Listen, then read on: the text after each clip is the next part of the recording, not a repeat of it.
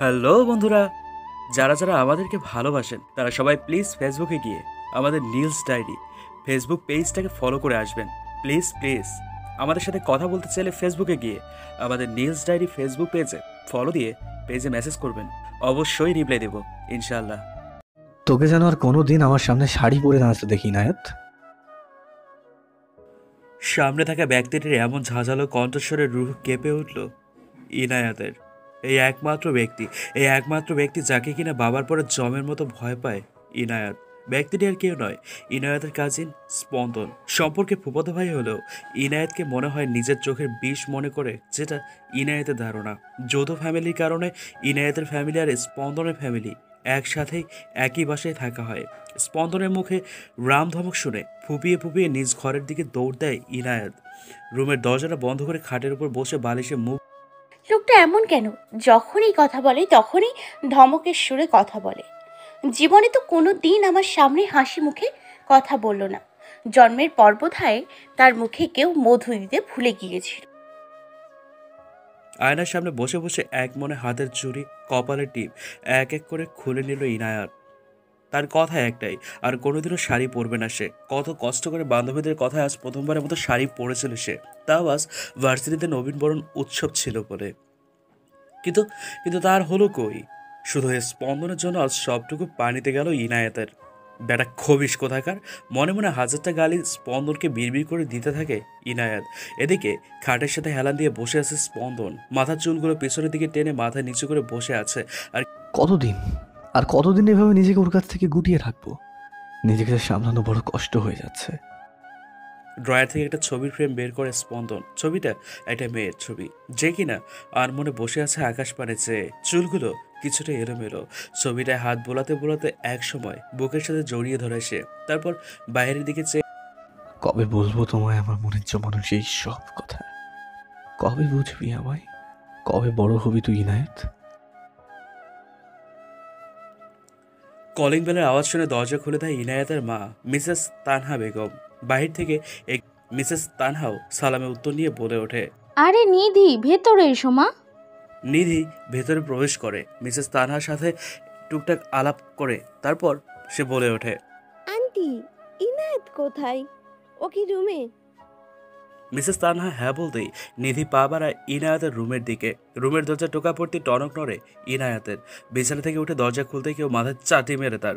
খেয়াল করতে দেখে নিধি রাগান্বিত চোখে তাকিয়ে আছে, দাঁড়িয়ে আছে। ইনায়াতকে দেখে ভ্রু কুঁচকে যায় আপনা আপনি নিধির। এবার সে একটু জোরেই ধমক দেয় ইনায়াতকে আর বলে ওঠে, কি রে, তোর আর তোর রুমের এই অবস্থা কেন? খেয়াল আছে কটা বাজে? আজকে নবীন বরণ, আর তুই এখনো রেডি হসনি? নবাবজাদি কোথাকার! ইনায়াত মুখ ফুলিয়ে অন্যদিকে তাকিয়ে রইল আর মনে মনে বলতে থাকে, ওই স্পন্দন ভাইয়ের জন্যই তো আমার সব রেডি হওয়া শেষ হয়ে গেল। ব্যাটা ইনায়াতকে এভাবে বিড়বিড় করতে দেখে তার দিকে এগিয়ে গেল নিধি। কাঁধে ঝাঁকুনি দিতেই ধ্যান ভেঙে যায় ইনায়াতের। সে খেয়াল করে নিধি তার দিকে ভ্রু কুঁচকে তাকিয়ে আছে। এভাবে তাকাতে দেখে ইনায়াত কিছুক্ষণ পর দাঁত বের করে হেসে দেয় খিলখিল করে, যা দেখে নিধিও পাগলি বলে আলমারির কাছে চলে গেল। আলমারি খুলে একটা গাঢ় সবুজ রঙের চুড়িদার বের করে ইনায়াতের সামনে ধরে, তারপর তীক্ষ্ণ চোখে বলে, জাস্ট 5 মিনিট দিলাম তোকে, যা রেডি হয়ে আয়, না হলে তোর অবস্থা আরো খারাপ করে দেবো আমি। ইনায়াতও মুখ ভেঙচি কেটে চলে যায়। ভার্সিটি প্রাঙ্গণের সুবিশাল স্টেজ সাজানো হয়েছে। তাছাড়া চারপাশেও রয়েছে নানা ধরনের কারুকাজ। নবীনবরণ উৎসবের কারণে ভার্সিটির সব স্টুডেন্টস একসাথে উপস্থিত হয়েছে। আমাদের আজকের গল্পের নায়িকা ইনায়াত আহসান, আর সে এবার অনার্স দ্বিতীয় বর্ষের ছাত্রী। আর নিধি হলো ইনায়াতের একমাত্র বেস্ট ফ্রেন্ড, যাকে বলে বেস্টি, এক কথায় বোনের মতো। ভার্সিটি প্রাঙ্গণ থেকে ঠিক পশ্চিম প্রান্তে বিশাল একটা কদম ফুলের গাছ। গাছটার নিচে বসার জন্য আসনও রয়েছে গুটি কয়েক। প্রায় স্টুডেন্টসদের আড্ডা কেন্দ্র হওয়ায় এই জায়গা কদমতলা নামে বেশ পরিচিত। ইনায়াত আর নিধিও বর্তমানে সেই কদমতলা সেই জায়গাটাতেই আছে। ইনায়াতের এবার বেশ রাগ লাগছে। নিধি ওকে দাঁড় করিয়ে আরামসে ফটোশুট শুরু করেছে, তাও গত 1 ঘন্টা যাবত। এবার ইনায়াত কিছু একটা বলতে যাবে, তার আগে নিধি এক প্রকার চিল্লিয়ে বলে ওঠে, স্পন্দ!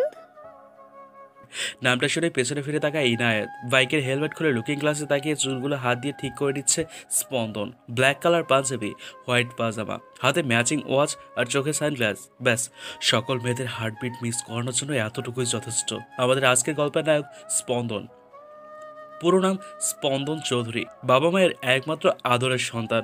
অনার্স ফাইনাল ইয়ার, অর্থাৎ সমান চতুর্থ বর্ষের ছাত্র সে। আর ভার্সিটির প্রায় সকল মেয়েদের ক্রাশ। বাইক পার্কিং করে নিজের বন্ধু মহলের সাথে যোগ দেয় স্পন্দন। এদিকে ইনায়াতের অজান্তেই একজোড়া মায়া ভরা দৃষ্টি ছুঁয়ে গিয়েছে তাকে। তা সে হয়তো জানেও না। নিধির দিকে চোখ গরম করে তাকাতেই নিধি বেচারি ভয় পেয়ে যায়। ইনায়েত মনে মনে বলতে থাকে, এই লোকের সমস্যা কি? নিজে একদম ড্যাশিং হয়ে সেজে এসছে, আর আমাকে আমাকে শাড়িটা পর্যন্ত পরতে দিল না। আর মেয়েগুলো লুচু এক একটা, কিভাবে চোখ দিয়ে গিলে খাচ্ছে। পরপর কয়েকবার গালি দিয়ে শান্ত হলো ইনায়াত। রাতের নিস্তব্ধ প্রহর, গিটারের টুংটাং শব্দ আর কারো গলার ঘোর লাগানোর সুর ভেসে আসছে বারান্দা বরাবর। চোখের মধ্যে ঘুম ভাম থাকলেও মস্তিষ্ক জানান দিচ্ছে সে প্রিয় চেনা সুরের। এক পর্যায়ে ঘুম ভেঙে যায় ইনায়াতের। ঢুলু ঢুলু চোখে পা বাড়ায় ব্যালকনির দিকে। কাছে আসার পর যেন অজানা ঘোরের অতলে হারিয়ে যাচ্ছে ক্রমশ ইনায়াত। একটা কথা বলবো যদি রাখো, তোমার মনেও আমার ছবি আঁকো। নেই কাছে যে রং তুলি, ভাবছি তোমায় কি বলি। নেই কাছে যে রং তুলি, ভাবছি তোমায় কি বলি। স্বপ্নেরই সাথে রং দিয়ে ছবি আঁকবো, ভালোবাসবো, ভালোবাসবো।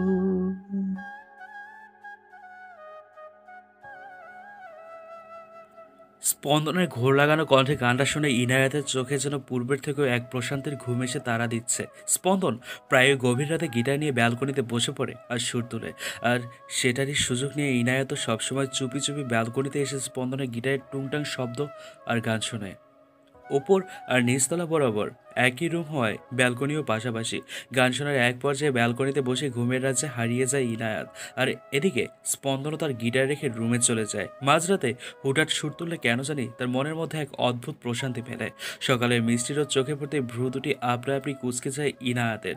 চোখ খুলতেই নিজেকে আবিষ্কার করে বারান্দায়। কাল রাতের কথা মনে পড়তেই আনমনে হেসে দেয় সে। দেয়াল ঘড়ির দিকে খেয়াল করতে দেখে ঘড়িতে সকাল 8টা বাজে।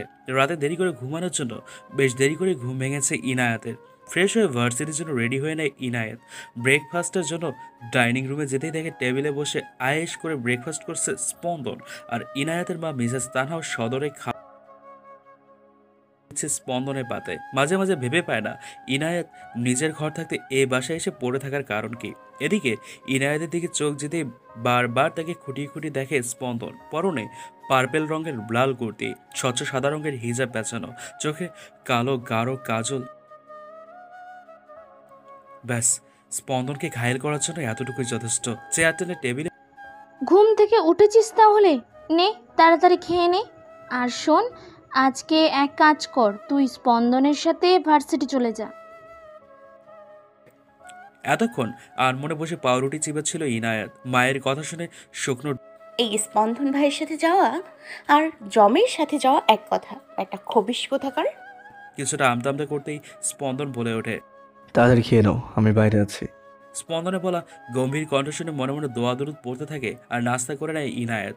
বাইরে আসতেই দেখে স্পন্দন বাইকের সাথে হেলান দিয়ে দাঁড়িয়ে আছে। ইনায়েতকে দেখে চোখের ইশারায় তাকাতেই সেও চলে যায়। বাইকের হেলমেট পরে স্টার্ট দিতে ছুটে চলে দুজন ভার্সিটির উদ্দেশ্যে।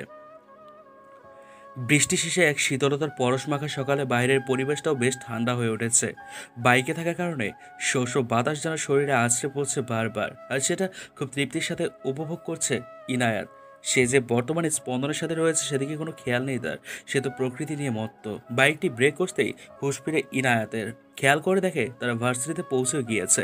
এতক্ষণ খেয়াল না করলেও এবারে স্পন্দনের দিকে নজর পড়ে ইনায়াতের। পরনে ব্ল্যাক জিন্স, ডার্ক ব্লু রঙের শার্টের হাতাটা কোনোই পর্যন্ত ফোল্ড করা আর ব্ল্যাক ওয়াচ, সব মিলিয়ে যেন অসাধারণ। কারো হাতের তুড়ি বাজানোর শব্দ কানে আসতে ভাবনার সুতো কেটে যায় ইনায়াতের। চেয়ে দেখে স্পন্দন তার দিকে ভ্রুকুচকে তাকিয়ে আছে, যা দেখে ইনায়াতের নিজেরই লজ্জা লাগে। কিছু বলার পূর্বেই পেছন থেকে নিধির কণ্ঠস্বর শুনে ঘুরে তাকায় ইনায়াত। তাকিয়ে দেখে নিধি দাঁড়িয়ে আছে এবং হাতের ইশারায় তাকে ডাকছে।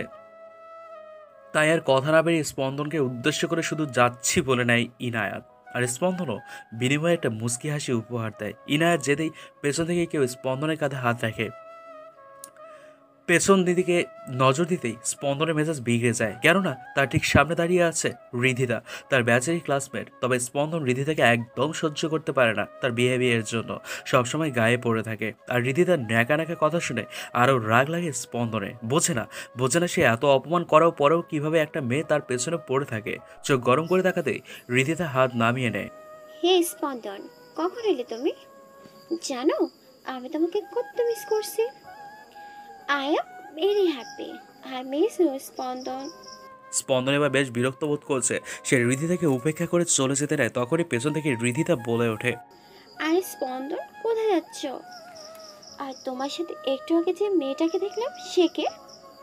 এমন ক্লোজলি দাঁড়িয়ে কি কথা বলছিলে?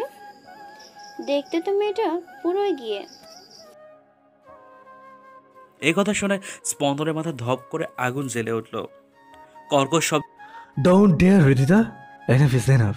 তোমার সাহস কি করে নায়তকে গিয়ে বলা? হ্যাঁ, এতদিন কিছু বলিনি তাই ভেবো না মাথায় চড়ে বসছো।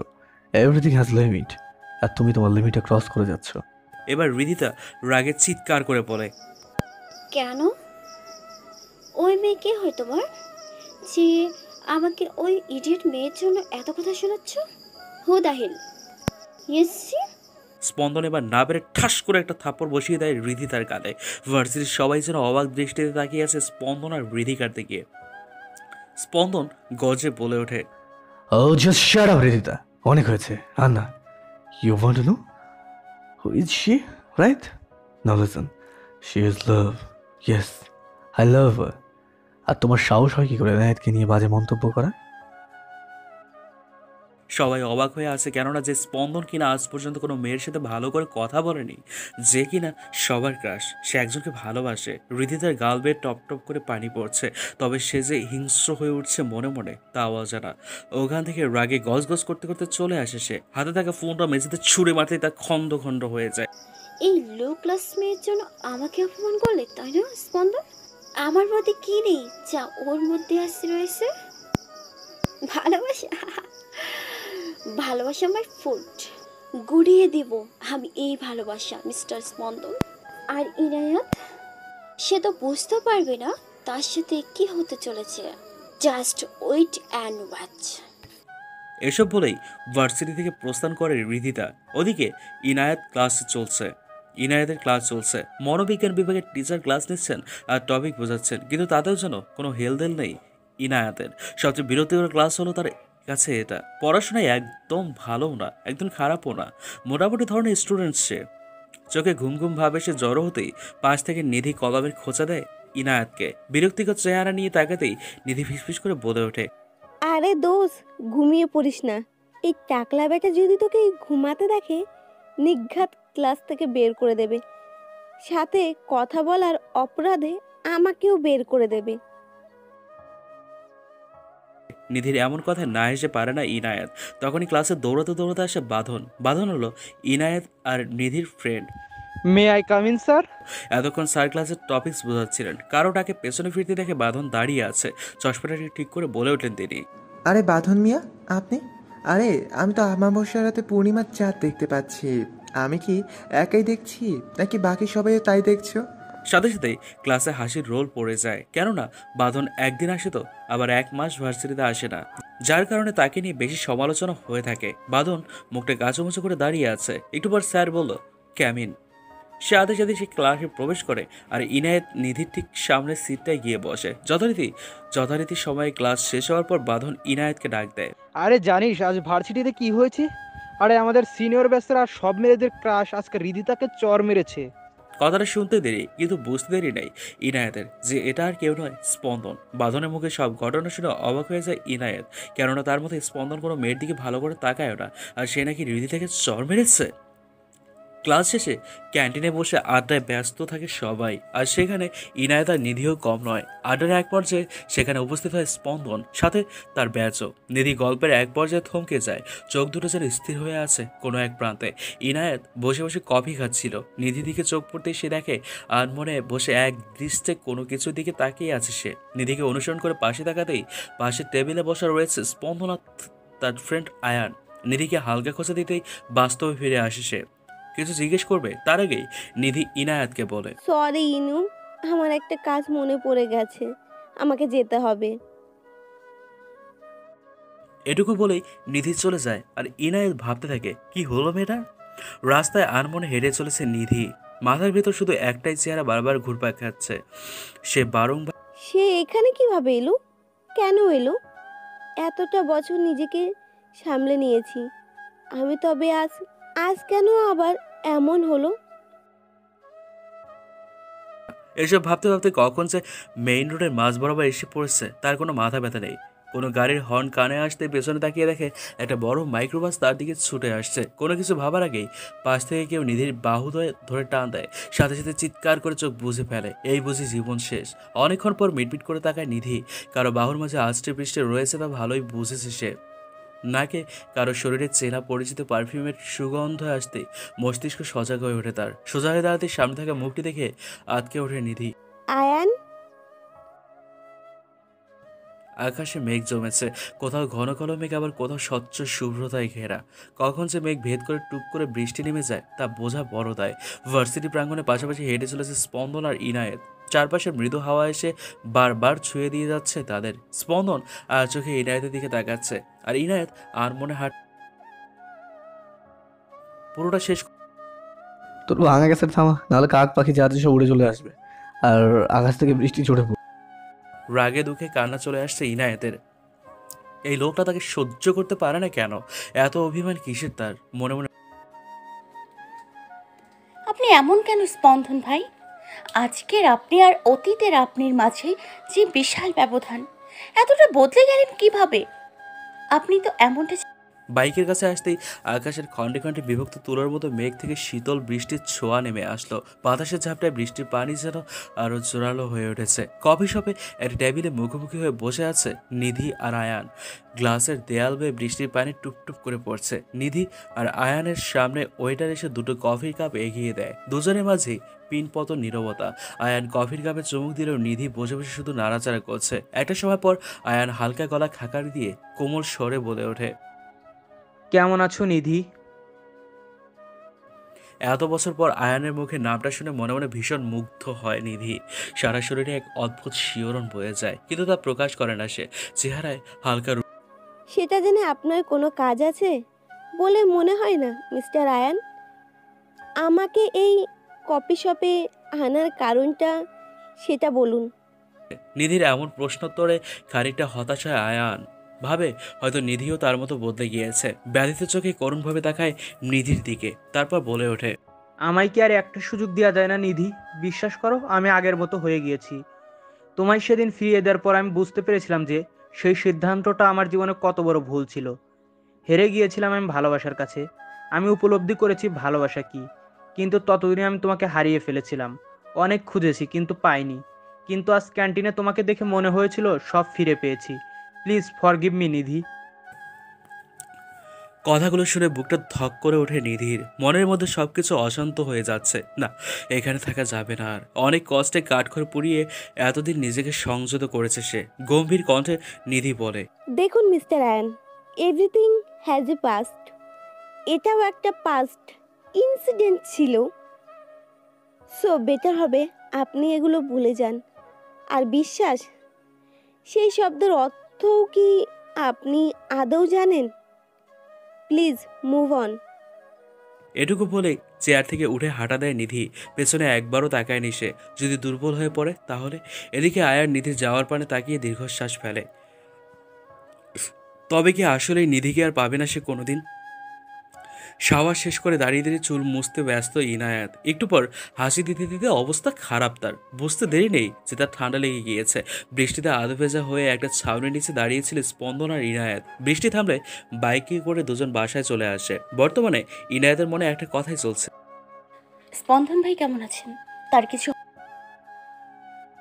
দরজা টোকা পড়তেই চমকে ওঠে ইনায়াত। দরজা খুলে দেখে ইনায়াতের মা মিসেস তানহা দাঁড়িয়ে আছেন দরজার ওপাশে। হাতে নিয়ে এসছেন দুধের গ্লাস। ভেতরে প্রবেশ করে গ্লাসটা টেবিলে রেখে দেয় মিসেস তানহা। কি দরকার ছিল বৃষ্টিতে ভেজার?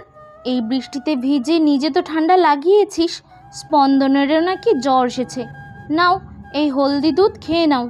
আমি যাই, গিয়ে স্পন্দনকে দেখে আসি। স্পন্দনের কথা শুনতে বুকটা ধক করে উঠলে ইনায়াতের। তার জ্বর এসছে। এখন কি অবস্থা কে জানে। স্পন্দনের ফ্ল্যাটের সামনে দাঁড়িয়ে আছে ইনায়াত। মনে দ্বিধাবোধ করছে এখন যাওয়া উচিত কিনা। কিছুক্ষণ পর খানিকটা সাহস করে কলিং বেল চাপ দেয়। কয়েক সেকেন্ড পর দরজা খুলে দেয় স্পন্দনের মা মিসেস সাবিনা বেগম। ইনায়াতকে দেখে হাসি মুখে আরে ইনায়াত, কেমন আছো মা? বাইরে কেন, ভেতরে এসো। ইনায়ত গুটি গুটি পায়ে ভেতরে প্রবেশ করে। ঠিক 2 বছর পর আবার হলো স্পন্দনের ফ্ল্যাটে। ভেতরে আসতেই টুকিটাকি কথা হয় স্পন্দনের মা মিসেস সাবিনার সাথে। কথার এক পর্যায়ে ইনায়েত আমতা ফুপি শুনেছি স্পন্দন ভাইয়ের নাকি জ্বর এসছে।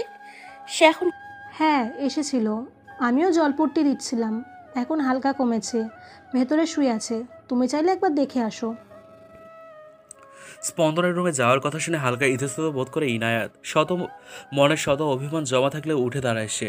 রুমের দরজা হালকা খুলে ভিতরে একবার পরখ করে নেয় সে। স্পন্দন ঘুমিয়ে আছে। ধীর পায়ে রুমে প্রবেশ করে সে। রুমটায় প্রবেশ করতে দেখে রুমটা এখনও পূর্বের মতোই সাজানো। খাটের উপর দেয়ালে বড় একটা ফ্রেমে বন্দি স্পন্দনের ছবি। তাছাড়া ঘরের এক প্রান্তে রয়েছে ছোট্ট একটা বুক সেলফ। ধীর পায়ে খাটের সামনে যেতে দেখে স্পন্দন ঘুমিয়ে রয়েছে। জ্বরের কারণে চোখ মুখ শুকিয়ে গেলেও তাতে যেন অদ্ভুত আকর্ষণীয় লাগছে স্পন্দনকে। কপালের চুলগুলো এলোমেলোভাবে পড়ে রয়েছে।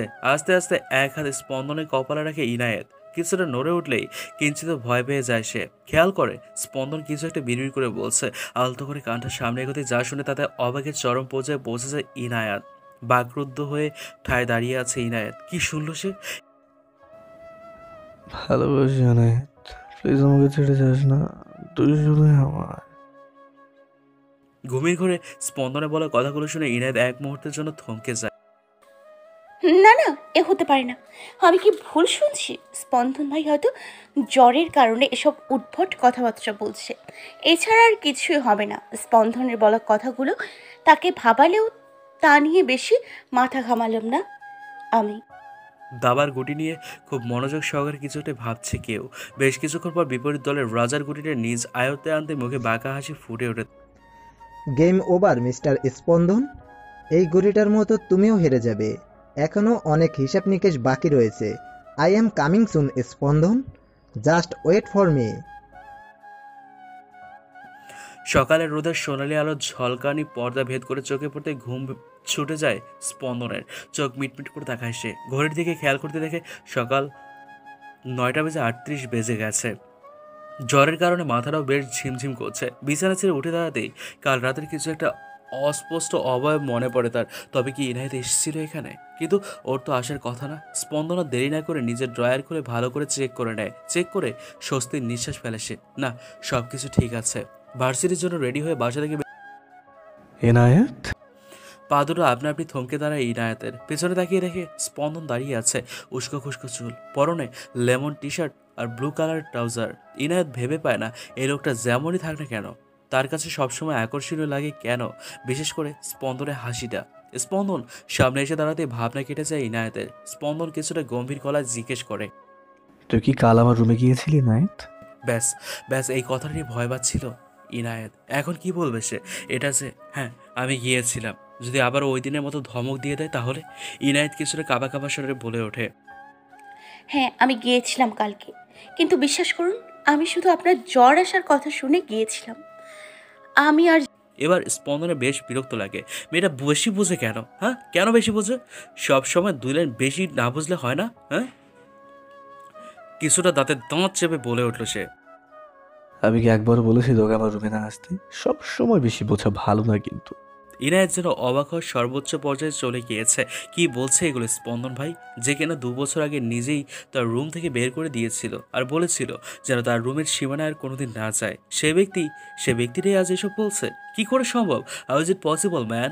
ইনায়েত এবার সোজাসাপটাভাবে প্রশ্ন ছুড়ে দেয় স্পন্দনের দিকে। কিন্তু স্পন্দন ভাই, আপনি যে আমায় 2 বছর আগে পুরো বাক্যটি আর পূর্ণ করতে পারল না ইনায়াত। তার আগেই স্পন্দনের রাগান্বিত চোখ দেখে চুপ হয়ে গেল, চুপসে গেল। ঘড়ির দিকে তাকাতে দেখে আর মাত্র 20 মিনিট সময় রয়েছে ক্লাসের, তাই কথা না বাড়িয়ে চলে গেল ভার্সিটির উদ্দেশ্যে। আর স্পন্দন ইনায়াতে যাওয়ার পানে তাকিয়ে মৃদু হাসলো। এদিকে নিধির বাড়ির সামনে দাঁড়িয়ে আছে আয়ান। গত 2 ঘন্টা যাবৎ ধরে অপেক্ষা করছে কখন নিধি একটু বারান্দায় আসবে, কিন্তু এতক্ষণ পরও না আসায় কিছুটা হতাশ হয় সে। তবে কি নিধিকে এবার পেয়েও হারাতে হবে তার? কথায় আছে না, সময়ের মূল্য দিতে শিখো প্রিয়, না হলে এমন সময় আসবে যেদিন জীবনের সবচেয়ে মূল্যবান বস্তুটি হারানোর পর আফসোস হতে থাকবে। আয়ানের ভাবনার আশায় সুপ্ত প্রদীপ জেলে দেখা মিলল নিধির। বারান্দায় দাঁড়িয়ে বেলি ফুলের গাছে পানি দিতে ব্যস্ত সে। আয়ানও সাবধানে লুকিয়ে পড়ে একটা গাছের পেছনে, যাতে করে নিধিকে দেখতে পেল তাকে এতদিন পর নিজ প্রেয়সীকে দেখে তৃপ্তি সহকারে দেখতে থাকে আয়ান। নিধি যাওয়ার সময় সামনে তাকাতে আয়ান পেছনে লুকিয়ে পড়ে আর ভাবতে থাকে তাকে দেখে ফেলল কিনা নিধি। একটু পরে দেখে যে নিধি চলে গেছে। এয়ারপোর্টের সব ফর্মালিটিস শেষ করে বাইরে বের হতে মুখে বাঁকা হাসি দেয় কেউ একজন। দূর থেকে দেখা যাচ্ছে কেউ হাতের ইশারায় হ্যালো বলছে। সামনে এগোতে welcome back to Bangladesh AD. Thank you my dear darling Ridita. Ridhi থেকে নিয়ে গাড়িতে উঠতেই লোকটি বাঁকা হেসে বলে, I am back, Spondon. Now need game is start. I am coming, Mr. Spondon Choudhury. সাথে সাথে দুজনেই ডেভিল হাসি দেয়। ভার্সিটি ক্যাম্পাসে একা একা বসে আছে ইনায়াত। আজ নিধি আর বাঁধন কেউ আসেনি। তার উপর স্পন্দনও আজ রেস্ট নেওয়ার জন্য আসলো না। সব মিলিয়ে প্রচুর বিরক্তি লাগছে তার। এজন্য 2টো ক্লাস করে বাড়ি যাওয়ার জন্য চলে আসছে। ভার্সিটি পার্কিং এরিয়ায় আসতে কেউ সামনে এসে দাঁড়ালো ইনায়াতের। চোখ তুলে দাঁড়াতে দেখে দাঁড়িয়ে বিশ্রী হাসি দিচ্ছে ভার্সিটির রাজনৈতিক দলের লিডারের ডান হাত বলা যায় যাকে, ফয়সাল আহমেদ তুর্য। ইনায়াতের দিকে তাকিয়ে বিশ্রী হাসি দিয়ে বলে উঠল তুর্য, কি মিস ইনায়াত, এত পালাই পালাই করলে হয় নাকি? ওই স্পন্দন ছাড়া আমাদেরও তো একটু সময় দিলে পারো, তাই না? তুর্যের এমন কথায় ঘৃণায় মুখ ফিরিয়ে নেয় ইনায়াত। দেখুন তুর্য ভাইয়া, না জেনে অহেতুক কোনো কথাবার্তা বলবেন না। আর আমার রাস্তা ছাড়, আমার দেরি হয়ে যাচ্ছে। আরে আরে কোথায় যাচ্ছ? আমি কি ছেড়ে যাওয়ার জন্য রাস্তা আটকিয়েছি নাকি? এটা বলেই তুর্য ইনায়াতের হাত খপ করে ধরে ফেলল। আর ইনায়াত এখন ভয় পেয়ে যাচ্ছে। নিজের হাত ছাড়ানোর জন্য মোচড়ামুচড়ি করেও বিশেষ কোনো লাভ হলো না। যত যাই হোক, সে একজন মেয়ে। তুর্যের এমন আচরণ দেখে রাগের শরীর জ্বলে যাচ্ছে, রি করছে, সাথে কান্নাও পাচ্ছে। তখনই পেছন থেকে কেউ সজোরে ঘুষি মারে তুর্যকে। আর তুর্য ইনায়াতকে ছেড়ে কিছুটা দূরে গিয়ে মুখ থুবড়ে পড়ে। ইনায়াত পাশে তাকাতে দেখে একজন সুদর্শন যুবক। পোশাক ও ফর্মালিটিস দেখে মনে হচ্ছে ভার্সিটির নিউ কোনো প্রফেসর। লোকটি দেখে দেখা মাত্র তুর্য কোনো মতে উঠে দৌড়ে পালালো। যে ব্যাপারটা ইনায়াতের কাছে খটকা লাগলো। তুর্য যেতে Are you fine, miss? Inayat মাথা নেড়ে হ্যাঁ বোঝাতে লোকটি ইনায়াতের Hey, I am Adro Juhair, a varsity new professor. ইনায়াতের ধারণাটি তাহলে আমি ইনায়েত আহসান, এই ভার্সিটির 2য় বর্ষের ছাত্র। স্পন্দনের ফোনে টুং করে মেসেজের শব্দ আসতেই সে ফোন নিয়ে মেসেজ অপশনে ক্লিক করে। মেসেজ অপশনে গিয়ে মেসেজ দেখতেই রাগে হাতের ফোনটা নিচে আছাড় মারে সে। এমন কি ছিল মেসেজটায়? বিকেলবেলার রক্তিম আভা আকাশের নীলের মাঝে মিশে গিয়ে হালকা বেগুনি রং ধারণ করেছে। ছাদের গার্নিশ ঘেঁষে দাঁড়িয়ে আকাশের দিকে তাকিয়ে আছে স্পন্দন, হাতে থাকা জ্বলন্ত সিগারেটের শেষের দিকে প্রায়। মনে শুধু একটা কথাই বারবার আওড়াচ্ছে, আমার ভেতর কেন তোকে হারবার ভয় ক্রমশ বাড়ছে নাইত। মনে হচ্ছে তুই আমার থেকে দূরে চলে যাচ্ছিস, কিন্তু আমি এটা হতে দেবো না। কেননা আমি যে তোকে পেছন থেকে কারো কণ্ঠে নিজের নাম শুনে হালকা চমকে ওঠে স্পন্দন। ইনায়েত অবিশ্বাস্য চোখে তাকিয়ে রয়েছে স্পন্দনের হাত। স্পন্দন ভাই, আপনার হাতে সিগারেট কেন? স্পন্দন এবার কিছুটা ভরকে যায়, কিছুটা তুতলিয়ে বলতে থাকে, কই তুই তুই এখানে কি করছিস? স্পন্দনের এমন কথা বলার ভঙ্গি দেখে ভ্রু দুটি কুঁচকে যায় ইনায়াতের। এবার সে এগিয়ে যায় স্পন্দনে দেখে। সে তো এসব ছাইপাশ কখনো ছুঁয়েও দেখে না। তাহলে আজ এসব কি? হ্যাঁ, স্পন্দন ততক্ষণে হাতে থাকা সিগারেটটা পায়ের নিচে ফেলে পিষে ফেলেছে, কিন্তু তাতেও বিশেষ কোনো লাভ হলো না। ইনায়াত সামনে এসে দাঁড়িয়ে নাক ছিটকায়, কেননা আশেপাশে সিগারেটের ধোয়ার কিছু অংশ এখনও রয়ে গেছে, যা ইনায়াতের নাকে এসে লাগে। নাকে হাত দিয়ে বলে, আপনি খুব খারাপ স্পন্দন ভাই। আগে তো কখনো দেখিনি আপনাকে এসব খেতে। আমি আজই গিয়ে ফুপি। এ কথা বলে ছাদ থেকে চলে যেতে না ইনায়েত। তখনই পেছন থেকে স্পন্দন ইনায়েতের হাতটা ধরে টান মারে। আচমকা হাতে টান পড়ায় ঘুরে একদম স্পন্দনের সামনে এসে পড়ে। এতটা কাছাকাছি এসে যেন নিঃশ্বাস নিতেও ভুলে গিয়েছে ইনায়েত। দুজনের মাঝেই পিনপত নীরবতা। ইনায়েতের চোখ স্পন্দনের চোখ বরাবর। এই কেমন মাদকতা আপনার চোখে স্পন্দন ভাই? নিজের অজান্তেই বিড়বিড় করে এই কথা বলে ইনায়েত। স্পন্দন এবার কিছুটা ঝুঁকে যায় ইনায়েতের দিকে, ফিসফিস করে বলে, তা কি বলবি মাকে যে আমি সিগারেট খাই, ছাইপাস খাই? স্পন্দনের এমন ফিসফিস করা আওয়াজে ইনায়েতের সারা শরীর জুড়ে এক অদ্ভুত শিহরণ বয়ে যায়, কাঁটা দিয়ে ওঠে শরীরে। পরক্ষণেই ভাবনা থেকে বের হতে সরে আসে স্পন্দনের কাছ থেকে ইনায়েত। কি বলছিল এসব সে? হ্যাঁ, আর এই অনুভূতির নামই বা কি তাহলে? রাতের টিমটিমে আলোয় ব্যালকনিতে কফির কাপ হাতে উদাসীন হয়ে দাঁড়িয়ে আছে নিধি, দৃষ্টি তার বাইরের দিকে, কিন্তু মনের ভেতর চলছে হাজারো চিন্তা ভাবনা। কেন এলে তুমি আবার? ভালোই তো ছিলাম আমি, তুমিহীন। নিজেকে গুটিয়ে নিয়েছিলাম সেসব আবেগ অনুভূতি থেকে, কিন্তু ভাগ্য আমাকে আবারও তোমার সামনে এনে দিল। কেন আয়ান? ফোনের রিংটোন শুনে পেছনে তাকিয়ে দেখে ফোনটা বেজে চলেছে টেবিলের উপর অনবরত, আর সেখানে প্রিয় নামটা জলজল করছে। প্রিয় নামটা দেখে মুহূর্তেই চমকে ওঠে নিধি, কেননা প্রিয় নামটা যে আয়ানের। সে কেন তাকে ফোন করেছে, কি চাই তার? পরপর কয়েকবার বাজার পর আপনা আপনি কেটে গেল। সে ধরবে না ফোন, কেন ধরবে? তাকে দেওয়া কষ্টগুলো এখনও বুকের গহীনে জমা রয়েছে, বুকের ভেতরে জমা রয়েছে তার প্রতি পাহাড় সমান অভিমান। চাইলে কি তা আদৌ শেষ করে দেওয়া যায়? কিছুক্ষণ পর ফোনের টুং করে আওয়াজ হলো। মেসেজেও প্রিয় নামটা সবার আগে, তাতে লেখা, প্লিজ নিধি, একটাবার শুধু আমার ফোনটা রিসিভ করো প্লিজ। তা দেখে ফোনটা আস্তে করে বন্ধ করে ড্রয়ারে রেখে দিল নিধি। চায় না সে অতীতের সম্মুখীন হতে। অন্তত এটুকু বুঝতে পেরেছে ভালোই যে আজ রাতে ঘুম নামবে না। ইজি চেয়ারটাতে চুপটি করে বসে পড়ল সে। Meet him all, he is all of your new English professor mister Adra Juhair. ভার্সিটির প্রিন্সিপাল স্যার এসে বক্তৃতা দিচ্ছেন অনার্সের দ্বিতীয় বর্ষের শিক্ষার্থীদের। প্রিন্সিপাল চলে যাওয়ার পর আদ্র বলা শুরু করলো, I introduce my self, now all of your turn. একে একে বাম পাশে সব সারের স্টুডেন্টসদের সাথে পরিচয় হওয়ার পর এলো ডান পাশে স্টুডেন্টসদের পালা। ইনায়েত আর নিধি বসেছিল মাঝের সারিটায়। নিধির পরিচয় দেওয়ার পর যখন ইনায়েত দাঁড়িয়ে নিজের নাম বলবে, তখনই আদ্র বলে ওঠে, you miss Inayat, right? Inayat মাথা নেড়ে সম্মতি দিতেই আদ্র চলে যায়।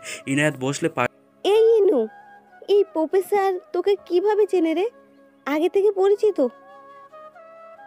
ইনায়েত না বলে কালকের ঘটে যাওয়া ঘটনাটা সবটাই খুলে বলে। সবটা শুনে নিধি বলে, ওই তুজ্জরে মন চাইছে উগান্ডা পাঠিয়ে দিই। ভাগ্যিস কালকে আদ্র স্যার ছিল। আর ভালো কথা, স্পন ভাইয়া কোথায় ছিল?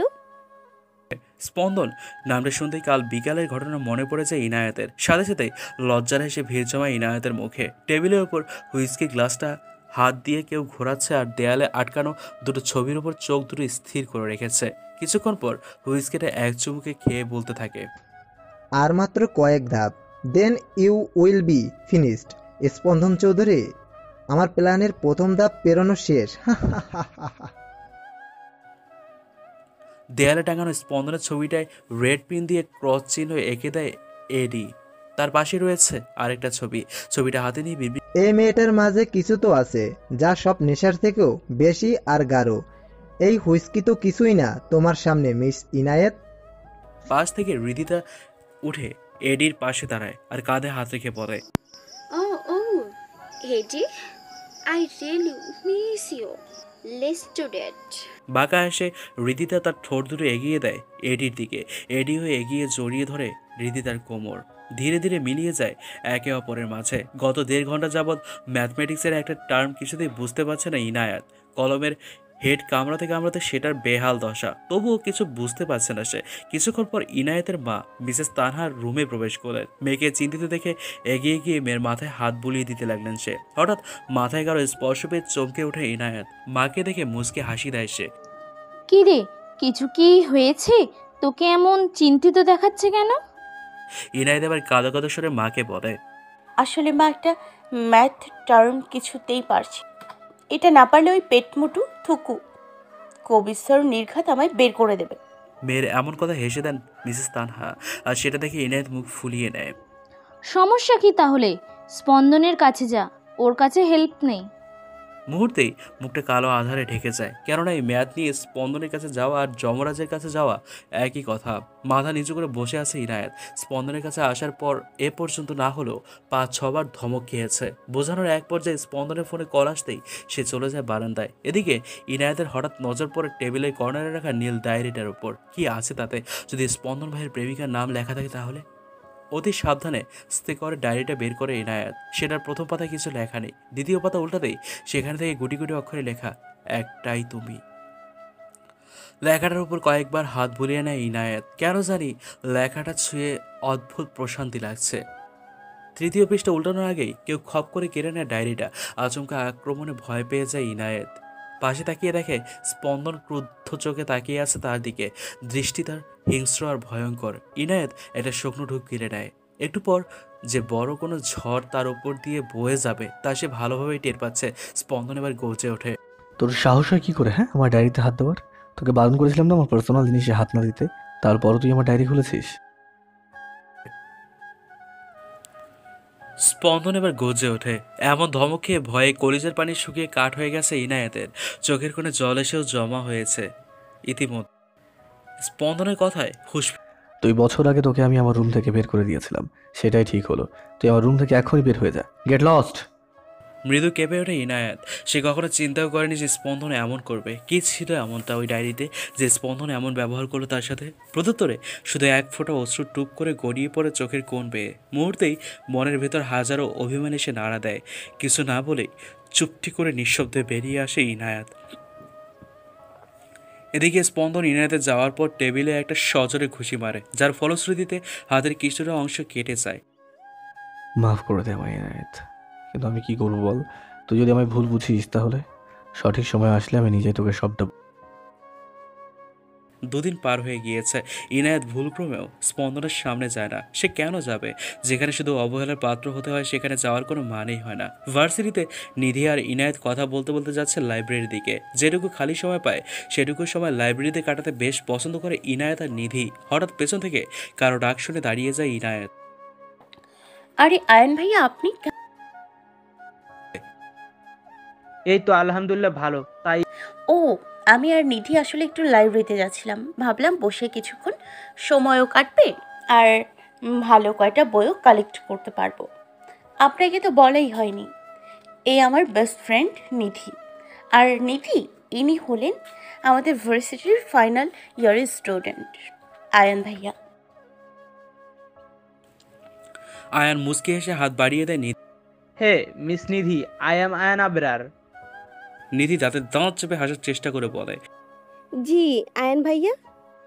ভাইয়া। ডাকটা শুনে আয়ানের মুখটা প্যাঁচার মতো হয়ে যায়, যা নিধির চোখ এড়ায় না। তা দেখে হাসি আসলেও তা বহু কষ্টে আটকে রাখে। এদিকে আয়ান বেচারা পকেট থেকে ফোন বের করে কল আসার অজুহাতে সেখান থেকে চলে আসে। লাইব্রেরির এক প্রান্তে বসে আছে স্পন্দন। 2 দিন ইনায়েত ওকে দেখলেও এড়িয়ে চলেছে, যা দেখে স্পন্দনের মনটা প্রতিনিয়ত ক্ষতবিক্ষত হচ্ছে। লাইব্রেরিতে প্রবেশ করা মাত্র ইনায়েতের চোখ পড়ে স্পন্দনের দিকে। এক পলক তাকিয়ে চোখ ফিরিয়ে নেয় সে। লোকটা এমন কেন? কষ্ট দেবে আবার ঠিক কাছে উঠে নেবে? কি দরকার চোখের সামনে সারাদিন ঘুরঘুর করার? প্রয়োজন কি?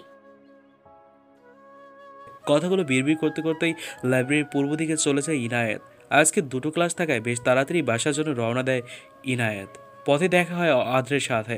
ইনায়েতকে দেখে আদ্র এগিয়ে। আরে ইনায়েত, তুমি বাসায় চলে যাচ্ছ? জি আদ্র স্যার। তোমার যদি কোনো সমস্যা না থাকে তাহলে আমি কি তোমাকে গাড়িতে লিফট দিতে পারি? হঠাৎ আদ্রের এমন আমদারে অস্বস্তিতে পড়ে যায় ইনায়েত। তার কি হ্যাঁ বলা উচিত? আদ্রের চুটকি বাজানো। কি হলো, কোথায় হারিয়ে গেলে? চলো যাও যাক। ইনায়েত মাথা নাড়িয়ে সম্মতি জানায়। তারপর দুজনেই গাড়িতে উঠে পড়ে আর চলে যায় গন্তব্যের দিকে। স্পন্দন মাত্রই বের হয়েছিল ইনায়েতের সাথে কথা বলার জন্য, কিন্তু তার আগে আদ্রের গাড়িতে ইনায়েতকে উঠতে দেখে খটকা লাগে স্পন্দনের। সাথে কিছুটা রাগও হচ্ছিল। বলা নেই ক নেই, হুট করে আদ্রের সাথে যাওয়ার কি দরকার ছিল? আর এই আদ্রকেও কেন জানি খুব বেশি একটা সুবিধার মনে হয় না স্পন্দনের কাছে। গাড়ি এসে থামে ইনায়েতের বাসার সামনে। ইনায়েত বের হয়ে আদ্র থেকে বিদায় নিয়ে চলে যায় বাসায়। আর এদিকে আদ্র গাড়ির ভেতরে বসে বাঘা হেসে মুখ দিয়ে সিটি বাজাতে থাকে। তারপর ফোন বের করে গ্যালারি থেকে একটা well done mister AD, congratulation myself. পড়া শেষ করতে করতে রাত প্রায় 2:30 বেজে গিয়েছে। এখন চোখ খুলে রাখা ভীষণ কষ্টকর হয়ে দাঁড়িয়েছে ইনায়েতের কাছে। তাই সব কিছু ঠিক করে ঘুমানোর প্রস্তুতি নেয় ইনায়েত। ব্যালকনির দরজাটা খট করে খোলার আওয়াজ পেয়ে ঘুম ছুটে যায় চোখ থেকে। চোখে মুখে ভয়ের আতঙ্ক। কে আসবে এত রাতে তার ঘরে? চোর নয় তো? এসব ভেবে ভয় পেয়ে যায় ইনায়াত। আস্তে করে নিঃশব্দে বিছানা ছেড়ে উঠে দাঁড়ায় সে।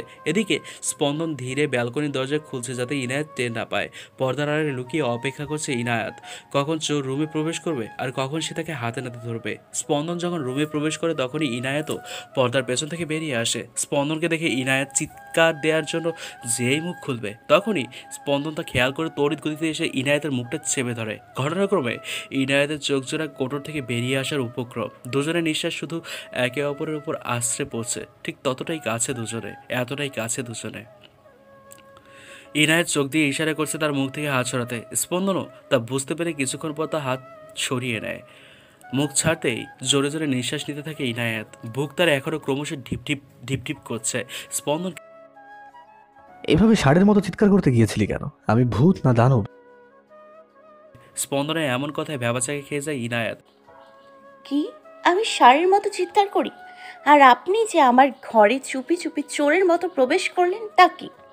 আর আপনি তো শুধু দানব না, তার থেকেও বেশি। লাস্টের কথাগুলো বিড়বিড় করে বলে ইনায়েত। স্পন্দন এবার কিছুটা ঝুঁকে পড়ে ইনায়েতের উপর। তারপর ঘোল লাগানো কণ্ঠে কি আছে তোর মধ্যে এনায়েত? কি এমন মাদকতা যে আমি বারবার তোর কাছে টেনে আনে? স্পন্দনের এমন কথায় গোল গোল চোখ করে তাকিয়ে থাকে ইনায়াত। কিছুই তার মাথায় ঢুকছে না। কি বলছে এসব সে? নাকি আবারও ওসব ছাইপাশ গিলেছে? হঠাৎ স্পন্দনের হুঁশ ফিরতেই সে থমকে দাঁড়ায়। কি করতে যাচ্ছিল সে? না না, ইনায়েতকে এখনই সবটা জানতে দেয়া যাবে না। গলা খাকারি দিয়ে সোজা হয়ে দাঁড়ায় স্পন্দন। ইনায়েত এবার স্পন্দনের দিকে প্রশ্ন ছড়ে দেয়। এখন বলুন, এত রাতে আমার ঘরে আসার? ইনায়েতের প্রশ্নের উত্তর না দিয়ে স্পন্দন বারান্দায় চলে যায়। মিনিট দুয়েক পর আবারও ফিরে আসে। হাত দুটো তার পেছনের দিকে। তা দেখে ইনায়েত তার ভ্রু দুটি কুঁচকে ফেলে আর ভাবে কি আছে পেছনে। স্পন্দন এবার ইনায়েতের সামনে এসে দাঁড়িয়ে পেছন থেকে দুটো প্যাকেট দেয়। সাথে সাথে ইনায়েতের মন খুশিতে ভরে উঠল, কেননা তার সামনে টেডি বিয়ার নিয়ে দাঁড়িয়ে আছে স্পন্দন আর এক হাতে ডার্ক চকলেটের বক্স। আর এগুলোই সব থেকে পছন্দের তালিকায় ইনায়েতের। স্পন্দন ইনায়েতের দিকে সেগুলো বাড়িয়ে দিতেই তা নিয়ে নেয় ইনায়েত। মুখের কোণে ফুটে উঠেছে স্নিগ্ধ এক প্রাণবন্ত হাসি। আর স্পন্দনও মুগ্ধ নয়নে তাকিয়ে আছে তার প্রেয়সীর হাসির দিকে। I love you Inayat. এটা বলেই ভরা কফি শপে জড়িয়ে ধরলো আদ্র ইনায়াতকে। ইনায়াত হতভম্ব হয়ে দাঁড়িয়ে আছে। কি হচ্ছে এসব তার সাথে? আজ সকালে ভার্সিটি শেষে এক প্রকার জোর করে নিয়ে আসে আদ্র ইনায়াতকে। কয়েকদিনেই তাদের মধ্যকার বন্ডিংটাও ভালো হয়ে গিয়েছে। কিন্তু আদ্র সরাসরি এভাবে ইনায়াতকে এসব বলে দেবে তা কখনো কল্পনাও করেনি সে। নিজেকে ছাড়িয়ে এসব কোন ধরনের কথা আদ্র? আমি তোমাকে ভালোবাসি ইনায়েত, আর এতে দোষের কি আছে? Please try to understand. এ হতে পারে না স্যার। এটুকু বলেই কফি শপ থেকে বেরিয়ে পড়ে ইনায়েত। এদিকে স্পন্দনের ফোনে টুং করে মেসেজ আসে। এতক্ষণ সে আয়নের সাথে বসে বসে আড্ডা দিচ্ছিল। মেসেজ থেকে মুহূর্তেই চোয়াল শক্ত হয়ে আসে স্পন্দনের। হাত মুষ্টিবদ্ধ করে নেয় রাগে। চোখ যেন লাল বর্ণ ধারণ করেছে। আদ্র পকেট থেকে ফোনটা বের করে, বেচারা স্পন্দন, তোমার আর ইনায়েতের মাঝে যে প্রাচীর গড়ে উঠেছে তাকে আমি দেয়াল বানিয়ে দেব, ঠিক এতটাই গভীর যে তা বিচ্ছেদ রূপ নিবে। আর ইনায়েত, তুমি তো শুধু আমারই হবে, শুধু আমারই। এদিকে রাস্তায় হাঁটছে আর আদ্রের বলা কথাগুলো বারবার চিন্তা করছে ইনায়েত। চোখ বন্ধ করে ভালোবাসি কথাটা তৎক্ষণাৎ সে চোখ খুলে ফেলল ইনায়েত। একই দেখলো সে। বাসায় আসতেই কিছুটা চমকে ওঠে, কেননা তার বাসায় সবাই গম্ভীর মুখে বসে আছে। ক্লান্ত শরীরে নিজের রুমের দিকে পা বাড়ায় সে। রুমের সামনে যেতে কেউ হ্যাঁচকা টান মেরে দেয়ালের সাথে চেপে ধরে থাকে। এখন সেই ঘটনায় যেন বাকরুদ্ধ হয়ে গেছে ইনায়াত। চোখ দুটো ছানা বড় হয়ে দাঁড়িয়েছে। তার থেকে কয়েক সেন্টিমিটার দূরে দাঁড়িয়ে আছে স্পন্দনকে দেখা মাত্র বুকটা ধক করে ওঠে তার, কেননা স্পন্দনের চেহারাটা বিধ্বস্ত, চুলগুলো এলোমেলো, শার্টটারও একই অবস্থা। চেহারায় স্পষ্ট রাগের আভাস। কি হয়েছে তার? স্পন্দনের নিঃশ্বাস আশ্রে পড়ছে ইনায়েতের মুখ বরাবর। স্পন্দন রাগী গলায় বলে ওঠে, অনেকবার বেড়েছিস তাই না? চেনা নেই জানা নেই যার তার সাথে হ্যান্ডশেক করিস, গাড়িতে করে বাসায় আসিস, এমনকি তার সাথে কফি শপেও গিয়েছিস। ওই আদ্র তোকে জড়িয়ে ধরেছিল তাই না? আর কি যেন বলেছিল? হ্যাঁ, ও তোকে ভালোবাসে তাই না? Just wait and see. স্পন্দনের বলা কথাগুলো শুনে ভয়ে রুহ কেঁপে উঠল ইনায়েতের। সে কি করে জানলো এসব? আর স্পন্দন আমি এনায়েতকে বিয়ে করতে চাই, আর সেটা এক্ষুনি। উপস্থিত সকলের সামনে নির্বিকারভাবে কথাটা বলল স্পন্দন। স্পন্দনের কথা সবচেয়ে বেশি যে অবাক হয়েছে সে হলো ইনায়েত। বিয়ে, স্পন্দনের সঙ্গে তার বিয়ে, ভাবতেই কেমন যেন অদ্ভুত শিহরণ বয়ে যাচ্ছে তার পুরো শরীর বেয়ে। স্পন্দনের কথায় হুঁশ ফিরে তার। তোমাদের কি কোনো রকম আপত্তি রয়েছে এই বিয়েতে? আরে না না, আমরা তো ভীষণ খুশি। তবে স্পন্দন, এভাবে হুট করে বিয়ের ব্যাপারটা কেমন যেন হবে না? সমস্যা নেই, আমি তো ম্যানেজ করে নেবো। এর মাঝে ইনায়েত বলে ওঠে। কিন্তু আমি তার আগেই চোখ গরম করে তাকালো স্পন্দন, সাথে সাথে চুপসে যায় ইনায়েত। স্পন্দন আসছি বলে ইনায়েতের হাত ধরে টেনে ছাদের দিকে নিয়ে যায়। এদিকে বড়রা কথা বলতে বলতে ব্যস্ত হয়ে পড়ে। ছাদের ভেতর প্রবেশ করতে দরজার ছিটকানি লাগিয়ে দেয় স্পন্দন, আর ইনায়েত ভয়ে ভয়ে পেছনের দিকে যাচ্ছে। এখন বল, কি যেন বলছিলি তুই? কিন্তু আমি কি বল? ইনায়েত হালকা গলা ভিজিয়ে বলে। আসলে বলছিলাম কি স্পন্দন ভাই, আপনি আমায় হঠাৎ বিয়ে করতে চাচ্ছেন কেন? আর আপনি তো আমায় পুরো কথা শেষ করার আগে স্পন্দন ইনায়েতের বাহু জোড়া ধরে বলে। কি বললি আবার বল? আমি তোকে কেন বিয়ে করছি? Because I love you, damn it. স্পন্দনের বলা বাক্যগুলো বারংবার কানে বাজছে ইনায়েতের। এখনো থম মেরে সেখানে দাঁড়িয়ে আছে। কি বললো তাকে স্পন্দন? বলুন মা, কবুল। কাজী সাহেবের কথায় মিশ্র অনুভূতিরে এসে জড়ো হয় ইনায়েতের মনে। বিয়ে, এই দুই অক্ষরের শব্দটার মাঝে লুকিয়ে আছে হাজারো প্রতিশ্রুতি। কবুল বলা আর কাবির নামায় স্বাক্ষর করার মাধ্যমেই দুটি আত্মা বিয়ে নামক পবিত্র বন্ধনে আবদ্ধ হয়, আর শুরু হয় নতুন করে পথ চলা। সূচনা করে জীবনের নতুন আরেকটি অধ্যায়ের। লজ্জামাখা মুখ নিয়ে মাথা নিচু করে বলে ওঠে ইনায়েত, কবুল। সাথে সাথে সবাই আলহামদুলিল্লাহ বলে ওঠে। খুব ঘটা করে পরিবারের মধ্যে আর দু একজন ফ্রেন্ড নিয়ে ইনায়েত আর স্পন্দনের বিয়েটা সম্পন্ন হলো। ভাবতেই অবাক লাগছে, এখন ইনায়েত স্পন্দনের স্ত্রী, তার অর্ধাঙ্গী। স্পন্দনের প্রতি সবটুকু অধিকার রয়েছে ইনায়েতের। বাসর ঘরে চুপটি করে বসে আছে ইনায়েত। মনের মধ্যে নানা রকম চিন্তাভাবনা ঘুরপাক খাচ্ছে, সাথে ভয়ও লাগছে। স্পন্দন কি আজও ধমকাবে নাকি? এটা তো শিওর যে বিয়েটা স্পন্দন কোনো একটা কারণে হুট করেই করেছে, কিন্তু সেই কারণটা কি? আদ্র। এদিকে আদ্র একের পর এক ওয়াইনের বোতল মেঝেতে ছুঁড়ে ফেলছে। লাস্টের একটা বোতল রুমে থাকা বড় আয়নাটায় ছুঁড়ে মারতে সেটা চুরচুর করে ভেঙে পড়লো। মেঝেতে ছড়িয়ে ছিটিয়ে থাকা আয়নার টুকরোগুলোর মধ্যে আদ্রের হিংস্র চেহারাটা ভেসে উঠেছে। না না, এ হতে পারে না। ওই স্পন্দন আবারও আমার প্ল্যান ফ্লপ করে দিল। আর ইনায়েত, তোমাকে তো আমি আমার করেই ছাড়বো, যে করেই হোক। আর স্পন্দন, তোমার জন্য আমি আমার পাওয়ার হারিয়েছি। তোমার আসল চেহারাটাও আমি সবার সামনে এনে ছাড়বো। রাত প্রায় 1টা বাজে। ঘুমু ভাবে বারবার ঢুলে পড়ছে ইনায়েত। একটু পর খট করে দরজা খোলার আওয়াজ পেতে মস্তিষ্ক তার আপনা আপনি সজাগ হয়ে যায়। স্পন্দন রুমে প্রবেশ করে ইনায়েতের দিকে নজর দিতে ভ্রুতুটি কুঁচকে নেয়। তারপর সামনে যে কি রে, তুই এখনো ফ্রেশ না হয়ে এখানে বসে বসে ঘুমে ঢুলছিস কেন? যাও ফ্রেশ হয়ে।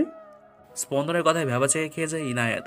ব্যাটা খুবই শালা, আনরোম্যান্টিক খরগোশের বাচ্চা। মনে মনে গালি দিতে থাকে ইনায়েত। চোখ দুটি ছোট ছোট করে বলে ওঠে, আমি কি ইচ্ছে করে বসে আছি নাকি? ওটা তো শুধু মা আর নিধি বলেছিল তাই। স্পন্দন এবার খাটের ওপর বসে পড়ল। তার কি বলেছে মা নীতি? আমাকে একটু বল, আমিও একটু শুনি।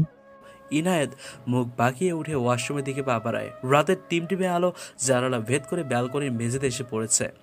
ইনায়েত বের হয়ে আসলো। পরনে হালকা লেমন রঙের লং কামিজ, সাদা পাজামা আর ওড়না। স্পন্দন ল্যাপটপে কিছু একটা খুব গভীরভাবে দেখছে। তারপর ফাইলটা পাসওয়ার্ড দিয়ে লক করে রাখলো। হঠাৎ ইনায়েতের দিকে চোখ যেতে থমকে যায়। রাতের হালকা আলোতে একদম যেন শুভ্র পরি লাগছে ইনায়েতকে। এটা খেয়াল করে ইনায়েত কিছুটা অস্বস্তিতে পড়ে যায়। পরিস্থিতি স্বাভাবিক করতে গলা খাকারি দিয়ে ওঠে সে। আর তা শুনে স্পন্দনেরও হুঁশ ফিরে। ইনায়েত আসতেই স্পন্দন বলে, নে এবার ঘুমিয়ে পড়, অনেক রাত হয়েছে তো। আপনি ঘুমাবেন না? আমার একটু কাজ আছে, আমি একটু পরে ঘুমাবো, তুই ঘুমা। আমিও ঘুমাবো না। স্পন্দন এবার একটু সামনে এগিয়ে যায় ইনায়েতের দিকে। চোখে মুখে দুষ্টুমির ভাব এনে বলে, কেন, অন্য কিছু করার মতলব আছে নাকি? স্পন্দনের কথার অর্থ বোঝা মাত্রই লজ্জায় মিয়ে পড়ল ইনায়েত। মনে মনে বলল, এই লোকটার মুখে কিচ্ছু আটকায় না নাকি? উফ, মুখের উপর সব কিছু বলে দেয়।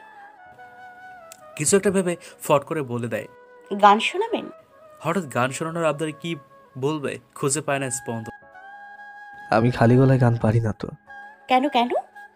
আপনার সেই গিটারে টুংটাং শব্দ তুলবেন আর গান গাইবেন, ঠিক যেমন মাঝরাতে হুঠাৎ সুর তোলেন।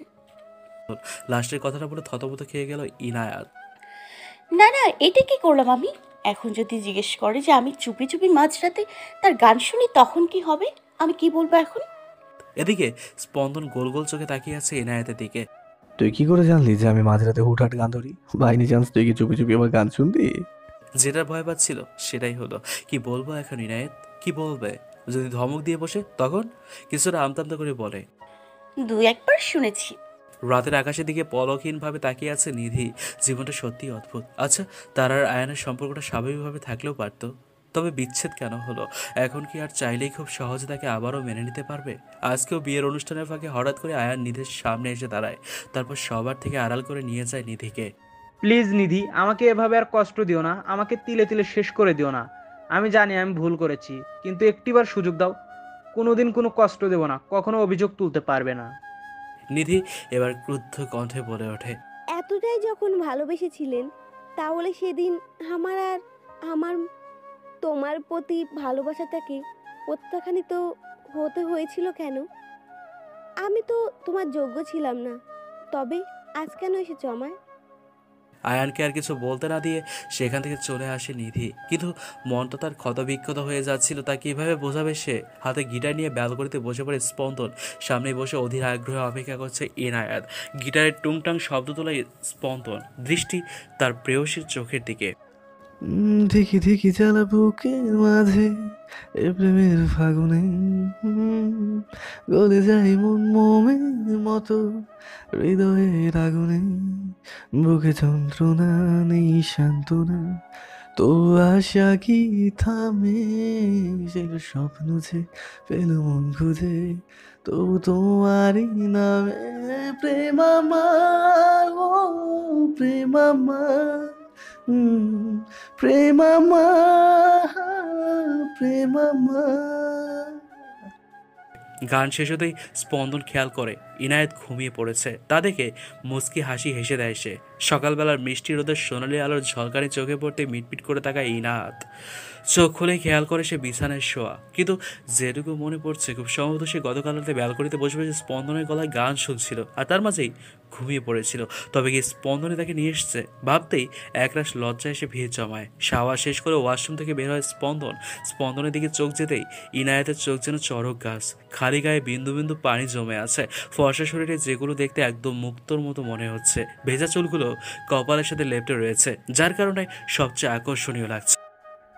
আমাকে দেখা শেষ হলে বা নিজে ফ্রেশ হয়ে এসো, অবশ্য দেখতেই পারিস আফটারঅল সব মেয়েদের ক্রাশ আমি। কথাটা একটু ভাব নিয়ে বলল স্পন্দন, আর এদিকে ইনায়েত পারে না নিজের মাথার চুল নিজে ছিঁড়ে ফেলতে। তোর হয়েছেটা কি ইনায়েত? যখন তখন ড্যাপ ড্যাপ করে এই খবিশ ব্যাটার দিকে তাকিয়ে থাকিস। আর আমারই দোষটা কোথায়? এমনভাবে আমার সামনে এসে দাঁড়ালে তো চোখ যাবেই। আর ইনার কথা তো বাদই দিলাম, সময় পেলেই লজ্জায় ফেলে দেয় আমাকে। কথাগুলো বিড়বিড় করতে করতে ওয়াশরুমে চলে যায় ইনায়াত। ডাইনিং টেবিলে বসে বসে সবাই নাস্তা করছে। স্পন্দনের মা মিসেস সাবিনার সযত্নে ইনায়াতের প্লেটে খাবার তুলে দিচ্ছেন। নাস্তা করার এক পর্যায়ে স্পন্দন বলে, এনায়া তাড়াতাড়ি খেয়ে রেডি হয়ে নাও ভার্সিটির জন্য। এবার মিসেস সাবিনা খেতে খেতে বলে ওঠেন, আহা স্পন্দন, মেয়েটার তো রেস্টের প্রয়োজন। একদিনে এত দৌড়ঝাঁপ, ওর উপর তো প্রেশার পড়েছে। ওকে বরং দুদিন রেস্ট নিতে দাও, পরে না হয় নিধির কাছ থেকে নোটসগুলো নিয়ে নেবে। না না ফুপি, আবার কোনো সমস্যা নেই, আমি যেতে পারবো। তা তো ভালো কথা, কিন্তু তুমি এখনও ফুপি বলো কেন? এখন থেকে স্পন্দনের মতো তুমিও আমায় মা বলে ডাকবে, মনে থাকবে? কথাগুলো মিসেস সাবিনা ইনায়াতের মাথায় হাত বুলাতে বুলাতে বলেন। ইনায়াতও মাথা নাড়িয়ে সম্মতি জানায়। গাড়ির ড্রাইভিং সিটে বসে ড্রাইভ করছে স্পন্দন, আর তার পাশের সিটে বসে আছে ইনায়াত। ড্রাইভিংয়ের মাঝে হঠাৎ ইনায়াত প্রশ্ন করে বসে, স্পন্দন ভাই, আপনি কিন্তু এখন আমায় বললেন না যে আপনি কিভাবে ওই আদ্র স্যার আর আমার কথাগুলো জানলেন। স্পন্দন দাঁতে দাঁত চেপে বলে ওঠে, এই মেয়ে, এই তোমার সমস্যাটা কি? খালি ভাই ভাই করো। আমি কি তোমার মায়ের পেটের ভাই লাগে? আর সব থেকে বড় কথা, নিজের হাজবেন্ডকে কেউ ভাই বলে নাকি? ইনায়েত মুখ ফুলিয়ে বলে ওঠে, আমি তো ছোটবেলা থেকেই আপনাকে ভাই বলে এসছি, আমার কি দোষ? স্পন্দন এবার কিছুটা গম্ভীর কণ্ঠে বলল, তোর এইসব নিয়ে মাথা ঘামানো দরকার নেই। কথাটা বলে রহস্যময় হাসি দেয় স্পন্দন। ভার্সিটির উত্তর দিকে ছোট্ট একটা লেকের পাড় রয়েছে, আর তার পাশেই দু একটা বেঞ্চ। সেখানে বসে বহিয়ান স্রোতের দিকে আনমনে তাকিয়ে রয়েছে নিধি। ফোনে কল আসতে চমকে ওঠে সে। খেয়াল করে দেখে আননোন নম্বর থেকে পরপর 12টা মিসড কল এসেছে। এতবার কল আসে চিন্তায় পড়ে যায় নিধি। লাস্ট কল আসার সাথে সাথে সে রিসিভ করে অপর পাশের ব্যক্তি যা বলে তার শুনে ফোনটা হাত থেকে পড়ে যায় তার। চোখের কোণে জল জমা শুরু করে দেয়, মুখ দিয়ে শুধু অস্পষ্ট স্বরে বেরিয়ে আসে। আয়ান, হসপিটালের করিডোরে দাঁড়িয়ে আছে নিধি। অস্থির হয়ে পায়চারি করছে সে। একটু পর ডক্টর বেরিয়ে আসে আর বলে ওঠে, এখানে পেশেন্টের বাড়ির লোককে? নিধি কোনো কিছু না ভেবে এগিয়ে যায়, বলে ওঠে, আমি ডক্টর। আয়ান কেমন আছে? ওর কিছু হয়নি তো? সিরিয়াস কিছু নাই, তবে অ্যাক্সিডেন্টের কারণে শরীরে বেশ খানিকটা রক্ত বেরিয়ে গিয়েছে। ওনার এখন ইমিডিয়েটলি রক্ত লাগবে। এখনই এবি নেগেটিভ রক্ত কার? আমাদের সাথে আসুন। ডক্টর, আমার ব্লাড গ্রুপ এবি নেগেটিভ, আমায় নিয়ে চলুন। এদিকে স্পন্দন ইনায়েতকে পাঠিয়ে দিয়ে নিধির সাথে রয়েছে, কেননা ইনায়েতের রক্তের ফোবিয়া আছে, যার কারণে স্পন্দন একা থেকে যায়। দেখতে দেখতে প্রায় বিকেল পেরিয়ে যায়। নিধি আয়নের সাথে বসে রয়েছে। ক্যাবিনে শিফট করা হয়েছে তাকে, এক হাতে ক্যানেলার লাগানো। একটু পর আধো আধো চোখে থাকায় আয়ান চারপাশে চোখ বুলিয়ে দেখে সে হসপিটালে ক্যাবিনের শোয়া অবস্থায়। বাম হাতে টান লাগতেই হালকা শব্দে আহ করে ওঠে। নিধির চোখটা মাত্রই লেগে এসেছিল। হঠাৎ মৃদু শব্দ পেয়ে এক লাফে উঠে বসে সে। আয়নের হুঁশ ফিরতে দেখে তার কাছে গিয়ে তার হাতের উপর হাত রেখে বলে ওঠে, আপনি ঠিক আছেন? একটু সাবধানে থাকা যায় না নাকি? জানেন কতটা ভয় পেয়ে গিয়েছিলাম আমি। নিধির কান্নারত স্বর দেখে আয়ান তার ডান হাত আলতো করে নিধির গালে রাখে আর বলে ওঠে, এই নিধি পাখি, তাকাও আমার দিকে, দেখো কিছু হয়নি তো আমার। কান্না থামাও প্লিজ। নিধি এবার আয়ানের বুকে মাথা রেখে আনমনে বলে আসে। ভালোবাসি আয়ান, ভালোবাসি। আয়ানও এক হাতে নিধিকে জড়িয়ে ধরে বলে, আমিও ভালোবাসি নিধি পাখি। সন্ধ্যার দিকে বাসায় ফিরে স্পন্দন বাসার সবাই চিন্তিত হয়ে বসে আছে, যা দেখে স্পন্দনের মনে খটকা লাগলো। স্পন্দন আসতেই মিসেস সাবিনা ওকে গিয়ে বলে, স্পন্দন, ইনায়েত কোথায়? ও তো এখনো বাড়ি ফিরেনি। মায়ের মুখে এমন কথা শুনে আকাশ থেকে পড়ে স্পন্দন। কোথায় গিয়েছে ইনায়েত? কি হয়েছে তার? স্পন্দনের ফোনে তখনই রিং হয়। রিসিভ করে যা শোনে তাতে ধীরে ধীরে তার চল শক্ত হয়ে আসে। রাগে হাত মুঠো করে ফেলে। অন্ধকার কোনো এক জায়গায় একটা চেয়ারে হাত পা বাঁধা অবস্থায় বসে আছে ইনায়েত। জায়গাটাকে মূলত গোডাউনই বলা যায়। চারপাশে শুধু সারি সারি বাক্স, শুধু একটা লাইট রয়েছে, তাও স্বল্প আলো। একটু পর খট করে দরজা খোলার শব্দ হয়। কেউ একজন সিটি বাজাতে বাজাতে প্রবেশ করে। দিশেহারা হয়ে ড্রাইভ করছে স্পন্দন, চুলগুলো এলোমেলো। কয়েক মুহূর্তের মধ্যে চেহারাটা বিধ্বস্ত হয়ে গিয়েছে। মনের ভিতর শুধু একটা কথাই বারবার চলছে, কোথায় তুই ইনায়েত? চিন্তা করিস না, আমি তো স্পন্দন তোকে ঠিকই খুঁজে বের করবে। চোখের ওপর পানি ছিটা পড়তে কিছুটা নড়ে চড়ে বসে ইনায়েত আধো আধো চোখে তাকিয়ে দেখে বর্তমানে সে কোথায় রয়েছে। না, তেমন কোনো লাভ হলো না। কিন্তু পর মুহূর্তের সামনে যাকে দেখলো তাতে যেন বাগরুদ্ধ হয়ে গেছে ইনায়েত। মৃদু আলোতে আদ্রের হিংস্র মুখটা ভেসে উঠছে। কম্পনত কণ্ঠে বলে ওঠে সে, আদ্র স্যার, আপনি?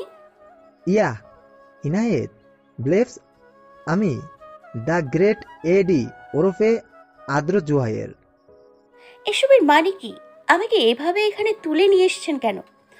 আরে কুল ডাউন, এত হাইপার হলে হয় নাকি? আদ্র এবার কিছুটা ইনায়েতের দিকে ঝুঁকে যায়। ইনায়েতের চোখে চোখ রেখে বলে, আমি তোমাকে কেন নিয়ে এসেছি জানো? আমার তোমাকে চাই, সেটা যদি এক রাতের জন্য হয় তবুও চলবে, বাট আই নিড ইউ। আদ্রের কথার অর্থ বুঝতে পেরে ঘৃণায় মুখ ফিরিয়ে নেয় ইনায়েত। মনে মনে পড়ে, স্পন্দন, কোথায় আপনি? প্লিজ তাড়াতাড়ি আসুন, এই শয়তানের হাত থেকে আমায় রক্ষা করুন। সন্ধ্যার দিকে বাড়ি ফিরতেই মাঝ রাস্তায় হঠাৎ একটা কালো রঙের মাইক্রোবাস এসে থামে ইনায়েতের সামনে। কোনো কিছু বুঝে ওঠার আগেই কেউ একজন তার মুখ বরাবর স্প্রে করে। তারপরেই ধীরে ধীরে শরীর ও চোখ অসাড় হয়ে আসে তার। এরপর আর কিচ্ছু মনে নেই। বর্তমানে আদ্র বাঁকা এসে ইনায়েতের দিকে হাত এগোতে কেউ দরজাটা সজোরে ধাক্কা মেরে খুলে ফেলে। ইনায়েত যেন আশার আলো দেখতে পায়। স্পন্দনের আগমনে আদ্র একটা ডেভিল হাসি দেয়, তারপর বলে ওঠে, অবশেষে আপনার আগমন ঘটল মিস্টার স্পন্দন। ওপস, sorry, the great mafia king স্পন্দন চৌধুরী। আই এম রাইট স্পন্দন।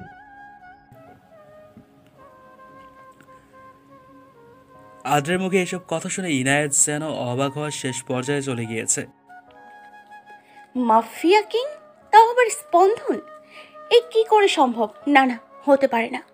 আদ্র নিশ্চয়ই ভুল কিছু বলেছে, যাতে আমি স্পন্দনকে ভুল বুঝি। কিন্তু ইনায়েতের আস্থাটুকুকে নিঃশেষ করে দিয়ে স্পন্দন বলে ওঠে, যাক, তাহলে জেনে গিয়েছিস।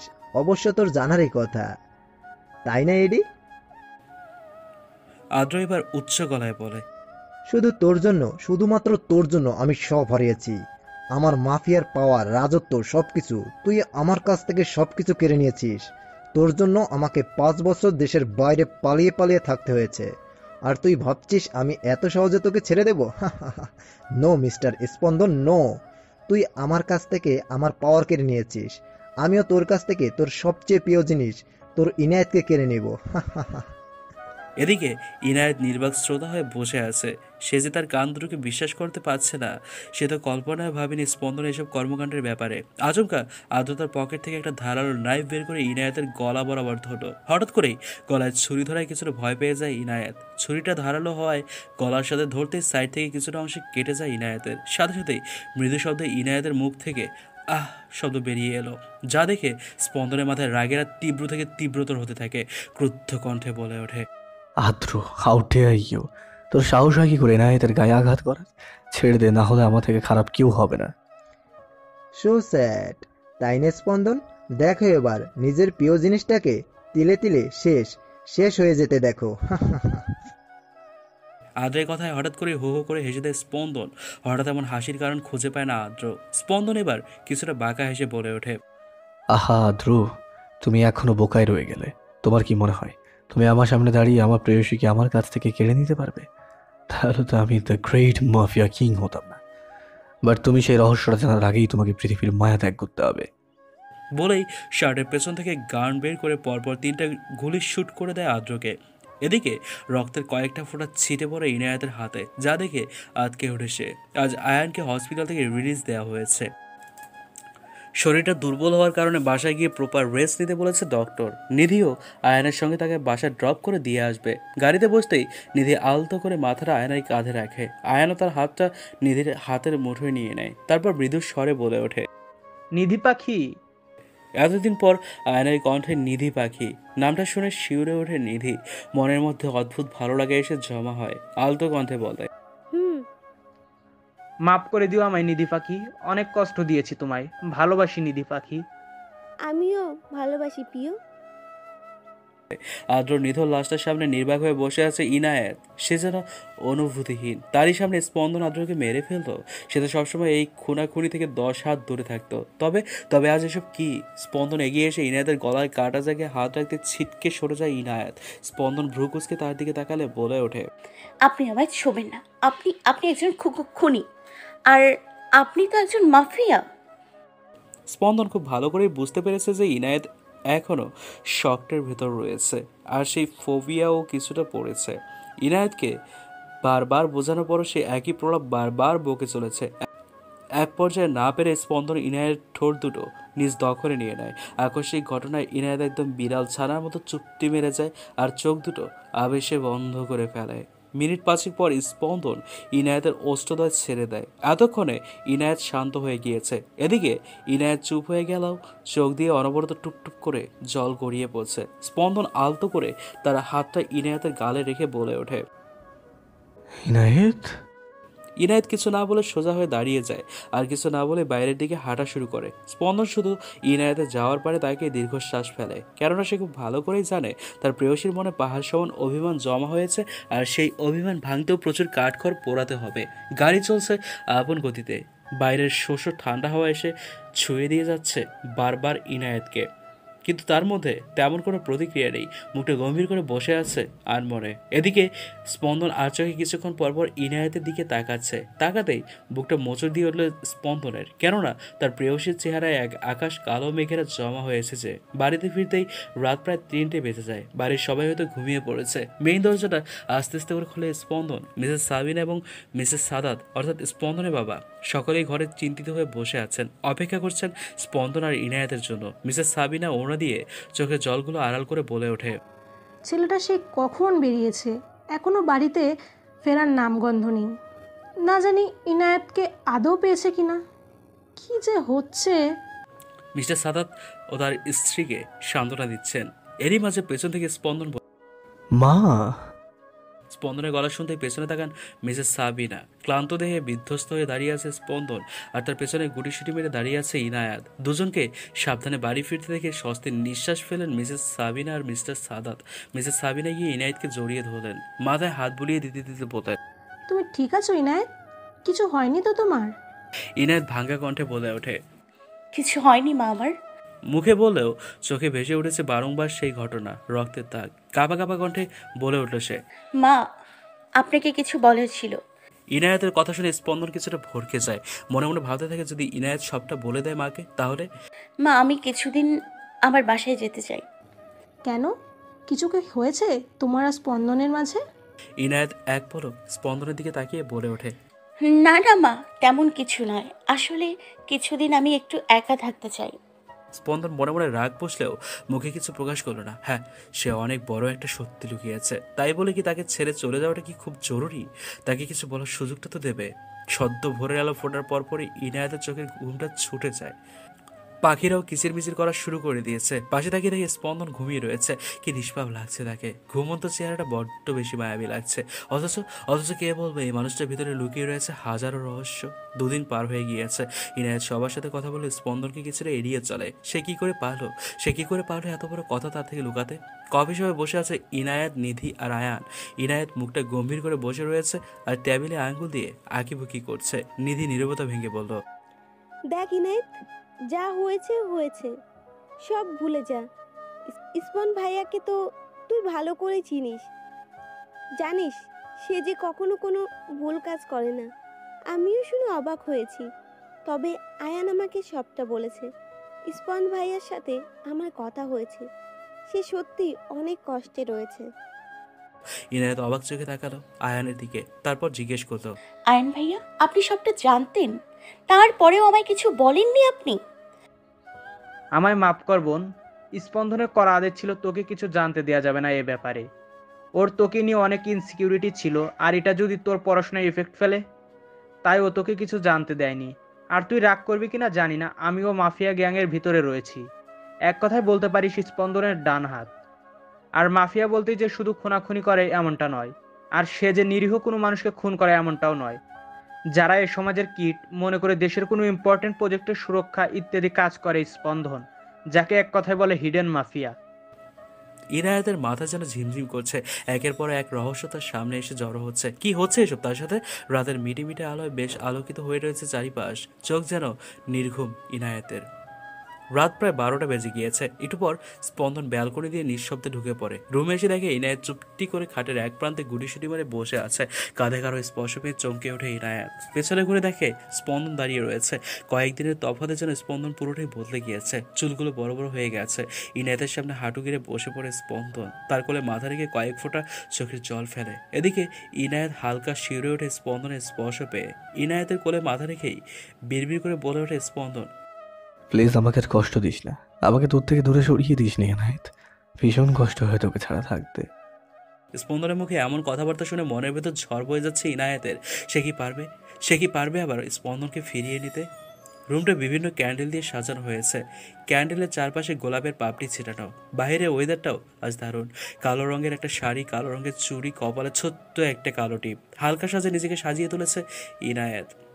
হ্যাঁ, সে ঠিক করেছে স্পন্দনকে আবারও মেনে নেবে। তার জন্য এই কয়েকদিনে জমিয়ে রাখা অনুভূতি প্রকাশ করবে।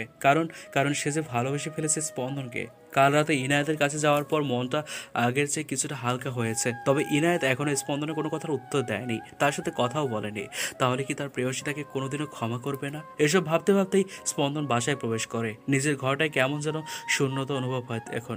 ইনায়েত নেই বলেই কি এমনটা হয়? রুমের দরজাটা খুলতেই অবাক হয়ে যায় স্পন্দন।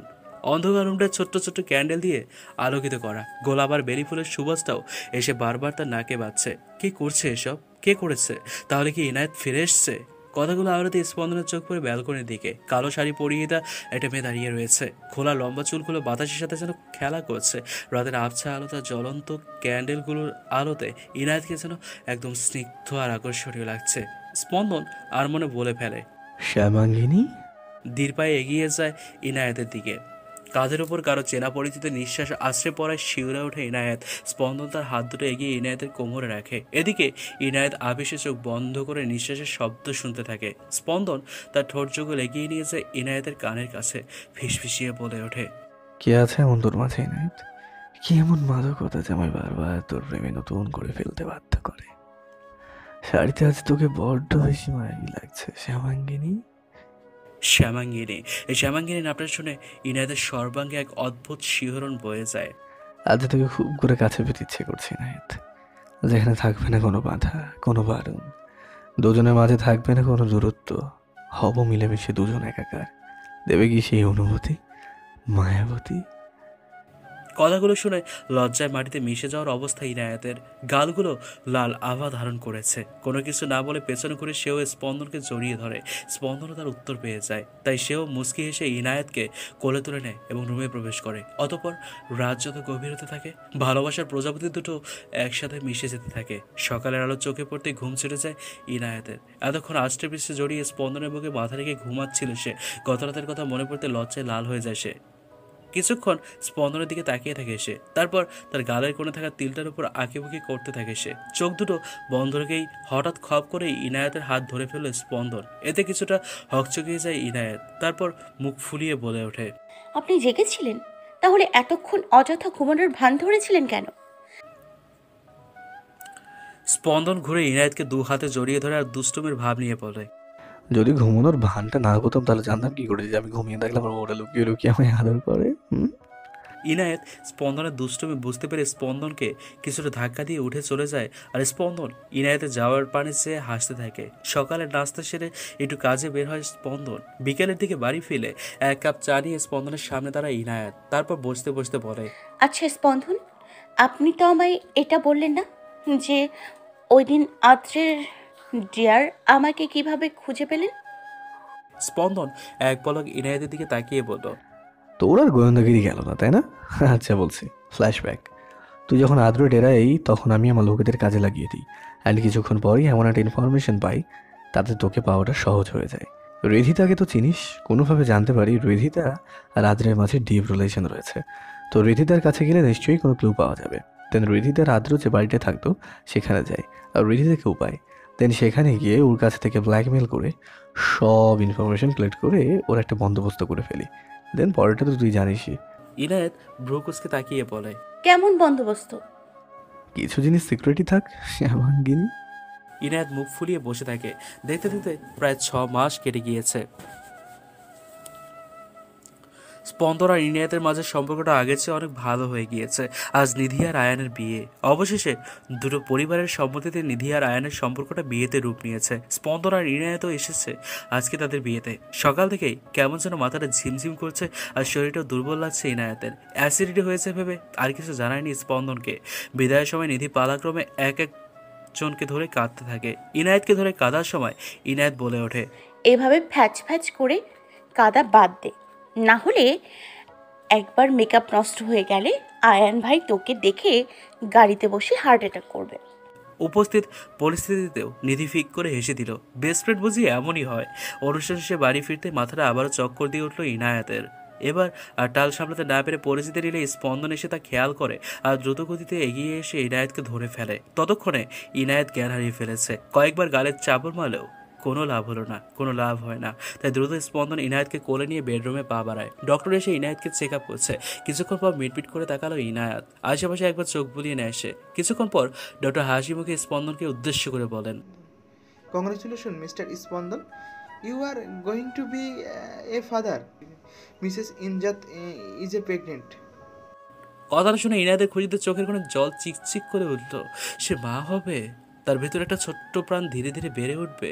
তার ভালোবাসায় স্পন্দনের চিহ্ন সেই ছোট্ট প্রাণ। ছোট্ট ছোট্ট তুলতুলে নরম হাতে তাকে ছোবে, মা বলে ডাকবে। ভাবতেই ভালো লাগছে ইনায়েতের। এদিকে ডক্টর যাওয়ার পরই ইনায়েতের রুমে মিসেস সাবিনা, মিস্টার সাদাত, স্পন্দন সবাই চলে আসে। এত বড় খুশির খবর পেয়ে সকলেই খুশি। মিসেস সাবিনা কিছুক্ষণ ইনায়েতের পাশে বসে থেকে কিছু টিপস দিলেন। মিসেস সাবিনা আর মিস্টার সাদাত চলে যেতেই স্পন্দন এসে খাটের উপর বসে পড়ে। তারপর আলতো করে ইনায়েতের পেটের উপর নিজের মাথাটা রাখে স্পন্দন। এরপর কম্পনত কণ্ঠে বলে ওঠে, এনায়েত শুনেছিস ডক্টর কি বললো? আমাদের ছোট্ট একটা বেবি হবে, আধো আধো গলায় আমাকে বাবা বলে ডাকবে, তোকে মা বলে ডাকবে। ইনায়েত মাথা নাড়িয়ে হ্যাঁ বোঝায়। অতঃপর স্পন্দন উঠে ইনায়েতের কপালে একটা ভালোবাসার পরশ এঁকে দিয়ে বলে, ভালোবাসি এনায়েত, ভীষণ ভালোবাসি। আমিও বাসি প্রিয়। দেখতে দেখতে আরও 6 মাস পেরিয়ে যায়। ইনায়েতের পেটটা আগের তুলনায় অনেকটাই বড় হয়েছে, শরীরটাও হালকা ফুলেছে। আয়নার সামনে দাঁড়িয়ে চুলে বিনুনি পাকাচ্ছে ইনায়েত। স্পন্দন রুমে আসতেই ইনায়েতের কাছে যায়, এরপর তার পেটের উপর হাত রেখে বলে, আমার বেবিটা কেমন আছে? মা সারাদিন খেয়াল রেখেছে তো? ইনায়েত মুখ ফুলিয়ে বলে ওঠে, সবাই পচে, সবাই বেবি খেয়াল রাখে, আমাকে তো কেউ পাত্তাই দেয় না, আদরও করে না, আমি মোটু হয়ে গেছি তাই। ইনায়েতের এমন বাচ্চামো দেখে হো হো করে হেসে ওঠে স্পন্দন। এরপর আদলে গলায় বলে ওঠে, কে বলেছে বেবির মাকে কেউ ভালোবাসে না? বেবির মাকে সব থেকে বেশি ভালোবাসি। আর কে বলেছে বেবির মা মোটু হয়ে গেছে? সে তো আগের তুলনায় আরো সুন্দরী আর গুলুমুলু হয়েছে। স্পন্দনের এমন কথা ইনায়েত না হেসে পারল না। সত্যি জীবনটা বড্ড সুখের, কিন্তু এ সুখে আবার কোনো গ্রহণ লেগে যাবে না তো?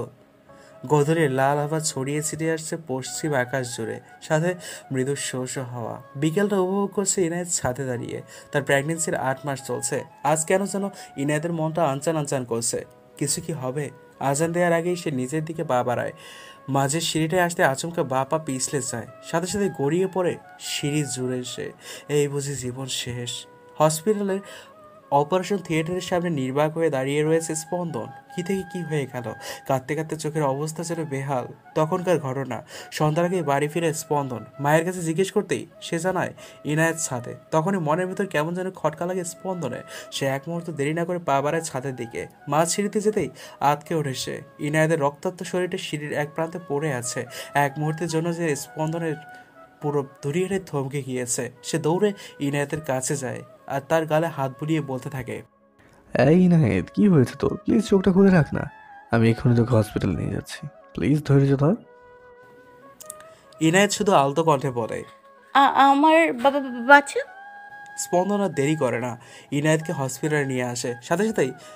সাথে ইনায়েত আর স্পন্দনের পুরো পরিবারে চলে আসে। ইনায়েতকে স্ট্রেচারে করে নিয়ে যাওয়ার সময় ইনায়েতের হাত স্পন্দন শক্ত করে ধরে রেখেছিল। ইনায়েত শুধু একটাই প্রলাপ বকে চলেছে, স্পন্দন প্লিজ, আমার বাচ্চাটার যাতে কিছু না হয়, আমার কিছু হয়ে গেলে বাচ্চাটাকে দেখে রেখো প্লিজ। কিচ্ছু হবে না তোর, আর আমার বাচ্চার কিচ্ছু হবে না, সব ঠিক হয়ে যাবে, একটু ধৈর্য ধর। বর্তমানে প্রায় 3.5 ঘন্টা পর ডক্টর ওটি থেকে বেরিয়ে আসে। ডক্টরের মুখটা দেখে ভয় পেয়েছে স্পন্দন, কেননা সে গম্ভীর মুখে বেরিয়ে এসছে। স্পন্দন এক প্রকার দৌড়ে ডক্টরের কাছে গিয়ে বলে ওঠে, ডক্টর, ইনায়েত কেমন আছে? আর আমার বেবি বেবি কেমন আছে? আপনার বেবি ঠিক আছে, তবে আপনার স্ত্রী... আমার স্ত্রী স্ত্রী কি হয়েছে ডক্টর? সে ঠিক আছে, তবে তার অপারেশনটা অনেক ক্রিটিক্যাল ছিল, তাই এখন থেকে কোনো মতে স্টেন্স দেওয়া যাবে না, আর প্রপারলি রেস্ট নিতে হবে। Thank you doctor, thank you so much. ইনায়েতকে ক্যাবিনে শিফট করা হয়েছে। কিছুক্ষণ পর স্পন্দন প্রবেশ করে ক্যাবিনে। ইনায়েতের জ্ঞান ফিরেছে ততক্ষণে। বেডের পাশে দোলনার ছোট্ট বেবিটাকে রাখা হয়েছে। মিটমিট করে তাকাতেই ইনায়েত আশেপাশে তাকায়, খেয়াল করে হসপিটালের ক্যাবিনে সে শুয়ে রয়েছে। বিকেলের ঘটনা মনে পড়তেই পেটে তড়িৎ গতিতে হাত রাখে সে। তার বাচ্চা, সে কোথায়? পাশে তাকিয়ে দোলনাটার দিকে চোখ পড়তেই স্বস্তির নিঃশ্বাস ফেলে সে। স্পন্দন পেছনে ফিরে দেখে ইনায়েত এক দৃষ্টে দোলনাটার দিকে তাকিয়ে রয়েছে। সে পাশে গিয়ে আলতো করে ইনায়েতের হাতের উপর হাত রাখে, তারপর বলে ওঠে, কেমন লাগছে এখন? ভালো। আমাদের বেবি, সে কেমন আছে? আমাদের বেবি অনেক ভালো আছে। জানিস আমাদের একটা ছোট্ট ইনায়েত হয়েছে, দেখতে পুরো তোর মতো মায়াবী। আচ্ছা, আমার যদি কিছু হয়ে যেত? আর একটা কথা নয়, এখন এমন কথা আর কখনো উচ্চারণ করবি না। কি বলতো তো বলতো? কিচ্ছু হতো না। তোর কিছু হয়ে গেলে আমি কি করে বাঁচতাম বল? ভালোবাসি প্রিয়। আমিও তো ভালোবাসি আমার ইনায়েত। এভাবেই অমর হয়ে থাকুক সকল ভালোবাসা। হ্যালো বন্ধুরা, আজ এ পর্যন্তই। দেখা হবে নতুন কোনো রোমান্টিক ভালোবাসার গল্পে। ততক্ষণ পর্যন্ত সবাই ভালো থাকবেন, সুস্থ থাকবেন। আর হ্যাঁ, আপনাদের জন্য আমার পক্ষ থেকে ছোট্ট একটি উপহার। পড়লে মনে তোমাকে, আর কে আমাকে রাখে, পাগলামি বলে থাকে লোকজনে, তাও তো তোমাকে খুঁজি অল্প আলোতে রোজি ইচ্ছে তোমার বুঝি কে জানে, তাই জানি না জানি হয়ে অভিমানী, হেরেছি জিতেছি কে কতখানি, এভাবে স্বভাবে করেছি তোমায় আমার। তাই জানি না জানি হয়ে অভিমানী, হেরেছি জিতেছি কে কতখানি, এভাবে স্বভাবে করেছি তোমায় আমার। এগিয়ে গিয়েও পিছিয়ে আসি, কেন পেরোতে চাই না একা, এই পথের নাম পাবে নিজের দাম, তুমি একবার দিলে দেখা। এগিয়ে গিয়েও পিছিয়ে আসি, কেন পেরোতে চাই না একা, এই পথের নাম পাবে নিজের দাম, তুমি একবার দিলে দেখা। তাও তো তোমাকে খুঁজি অল্প আলোতে রোজি, ইচ্ছে তোমার বুঝি কে জানে, তাই জানি না জানি হয়ে অভিমানী, হেরেছি জিতেছি কে কতখানি, এভাবে স্বভাবে করেছি তোমায় আমার। তাই জানি না জানি হয়ে অভিমানী, হেরেছি জিতেছি কে কতখানি, এভাবে স্বভাবে করেছি তোমায় আমার। এলে নীলছে মাস আমি সাজাবো ঘাস, তুমি পা ফেলে আনবে বাহার। এলে মেঘলা দিন আমি খুব রঙিন হয়ে সামলাবো আকাশ তোমার। এলে নীলছে মাস আমি সাজাবো ঘাস, তুমি পা ফেলে আনবে বাহার। এলে মেঘলা দিন আমি খুব রঙিন হয়ে সামলাবো আকাশ তোমার। তাও তো তোমাকে খুঁজি অল্প আলোতে রোজি, ইচ্ছে তোমার বুঝি কে জানে, তাই জানি না জানি হয়ে অভিমানী, হেরেছি জিতেছি কে কতখানি, এভাবে স্বভাবে করেছি তোমায় আমার। তাই জানি না জানি হয়ে অভিমানী, হেরেছি জিতেছি কে কতখানি, এভাবে স্বভাবে করেছি তোমায় আমার। পড়লে মনে তোমাকে আর কে আমাকে রাখে, পাগলামি বলে থাকে লোকজনে। ধন্যবাদ সকলকে। হ্যালো বন্ধুরা, যারা যারা আমাদেরকে ভালোবাসেন তারা সবাই প্লিজ ফেসবুকে গিয়ে আমাদের নীলস ডায়েরি ফেসবুক পেজটাকে ফলো করে আসবেন। প্লিজ প্লিজ আমাদের সাথে কথা বলতে চাইলে ফেসবুকে গিয়ে আমাদের নীলস ডায়েরি ফেসবুক পেজে ফলো দিয়ে পেজে মেসেজ করবেন, অবশ্যই রিপ্লাই দেব ইনশাআল্লাহ।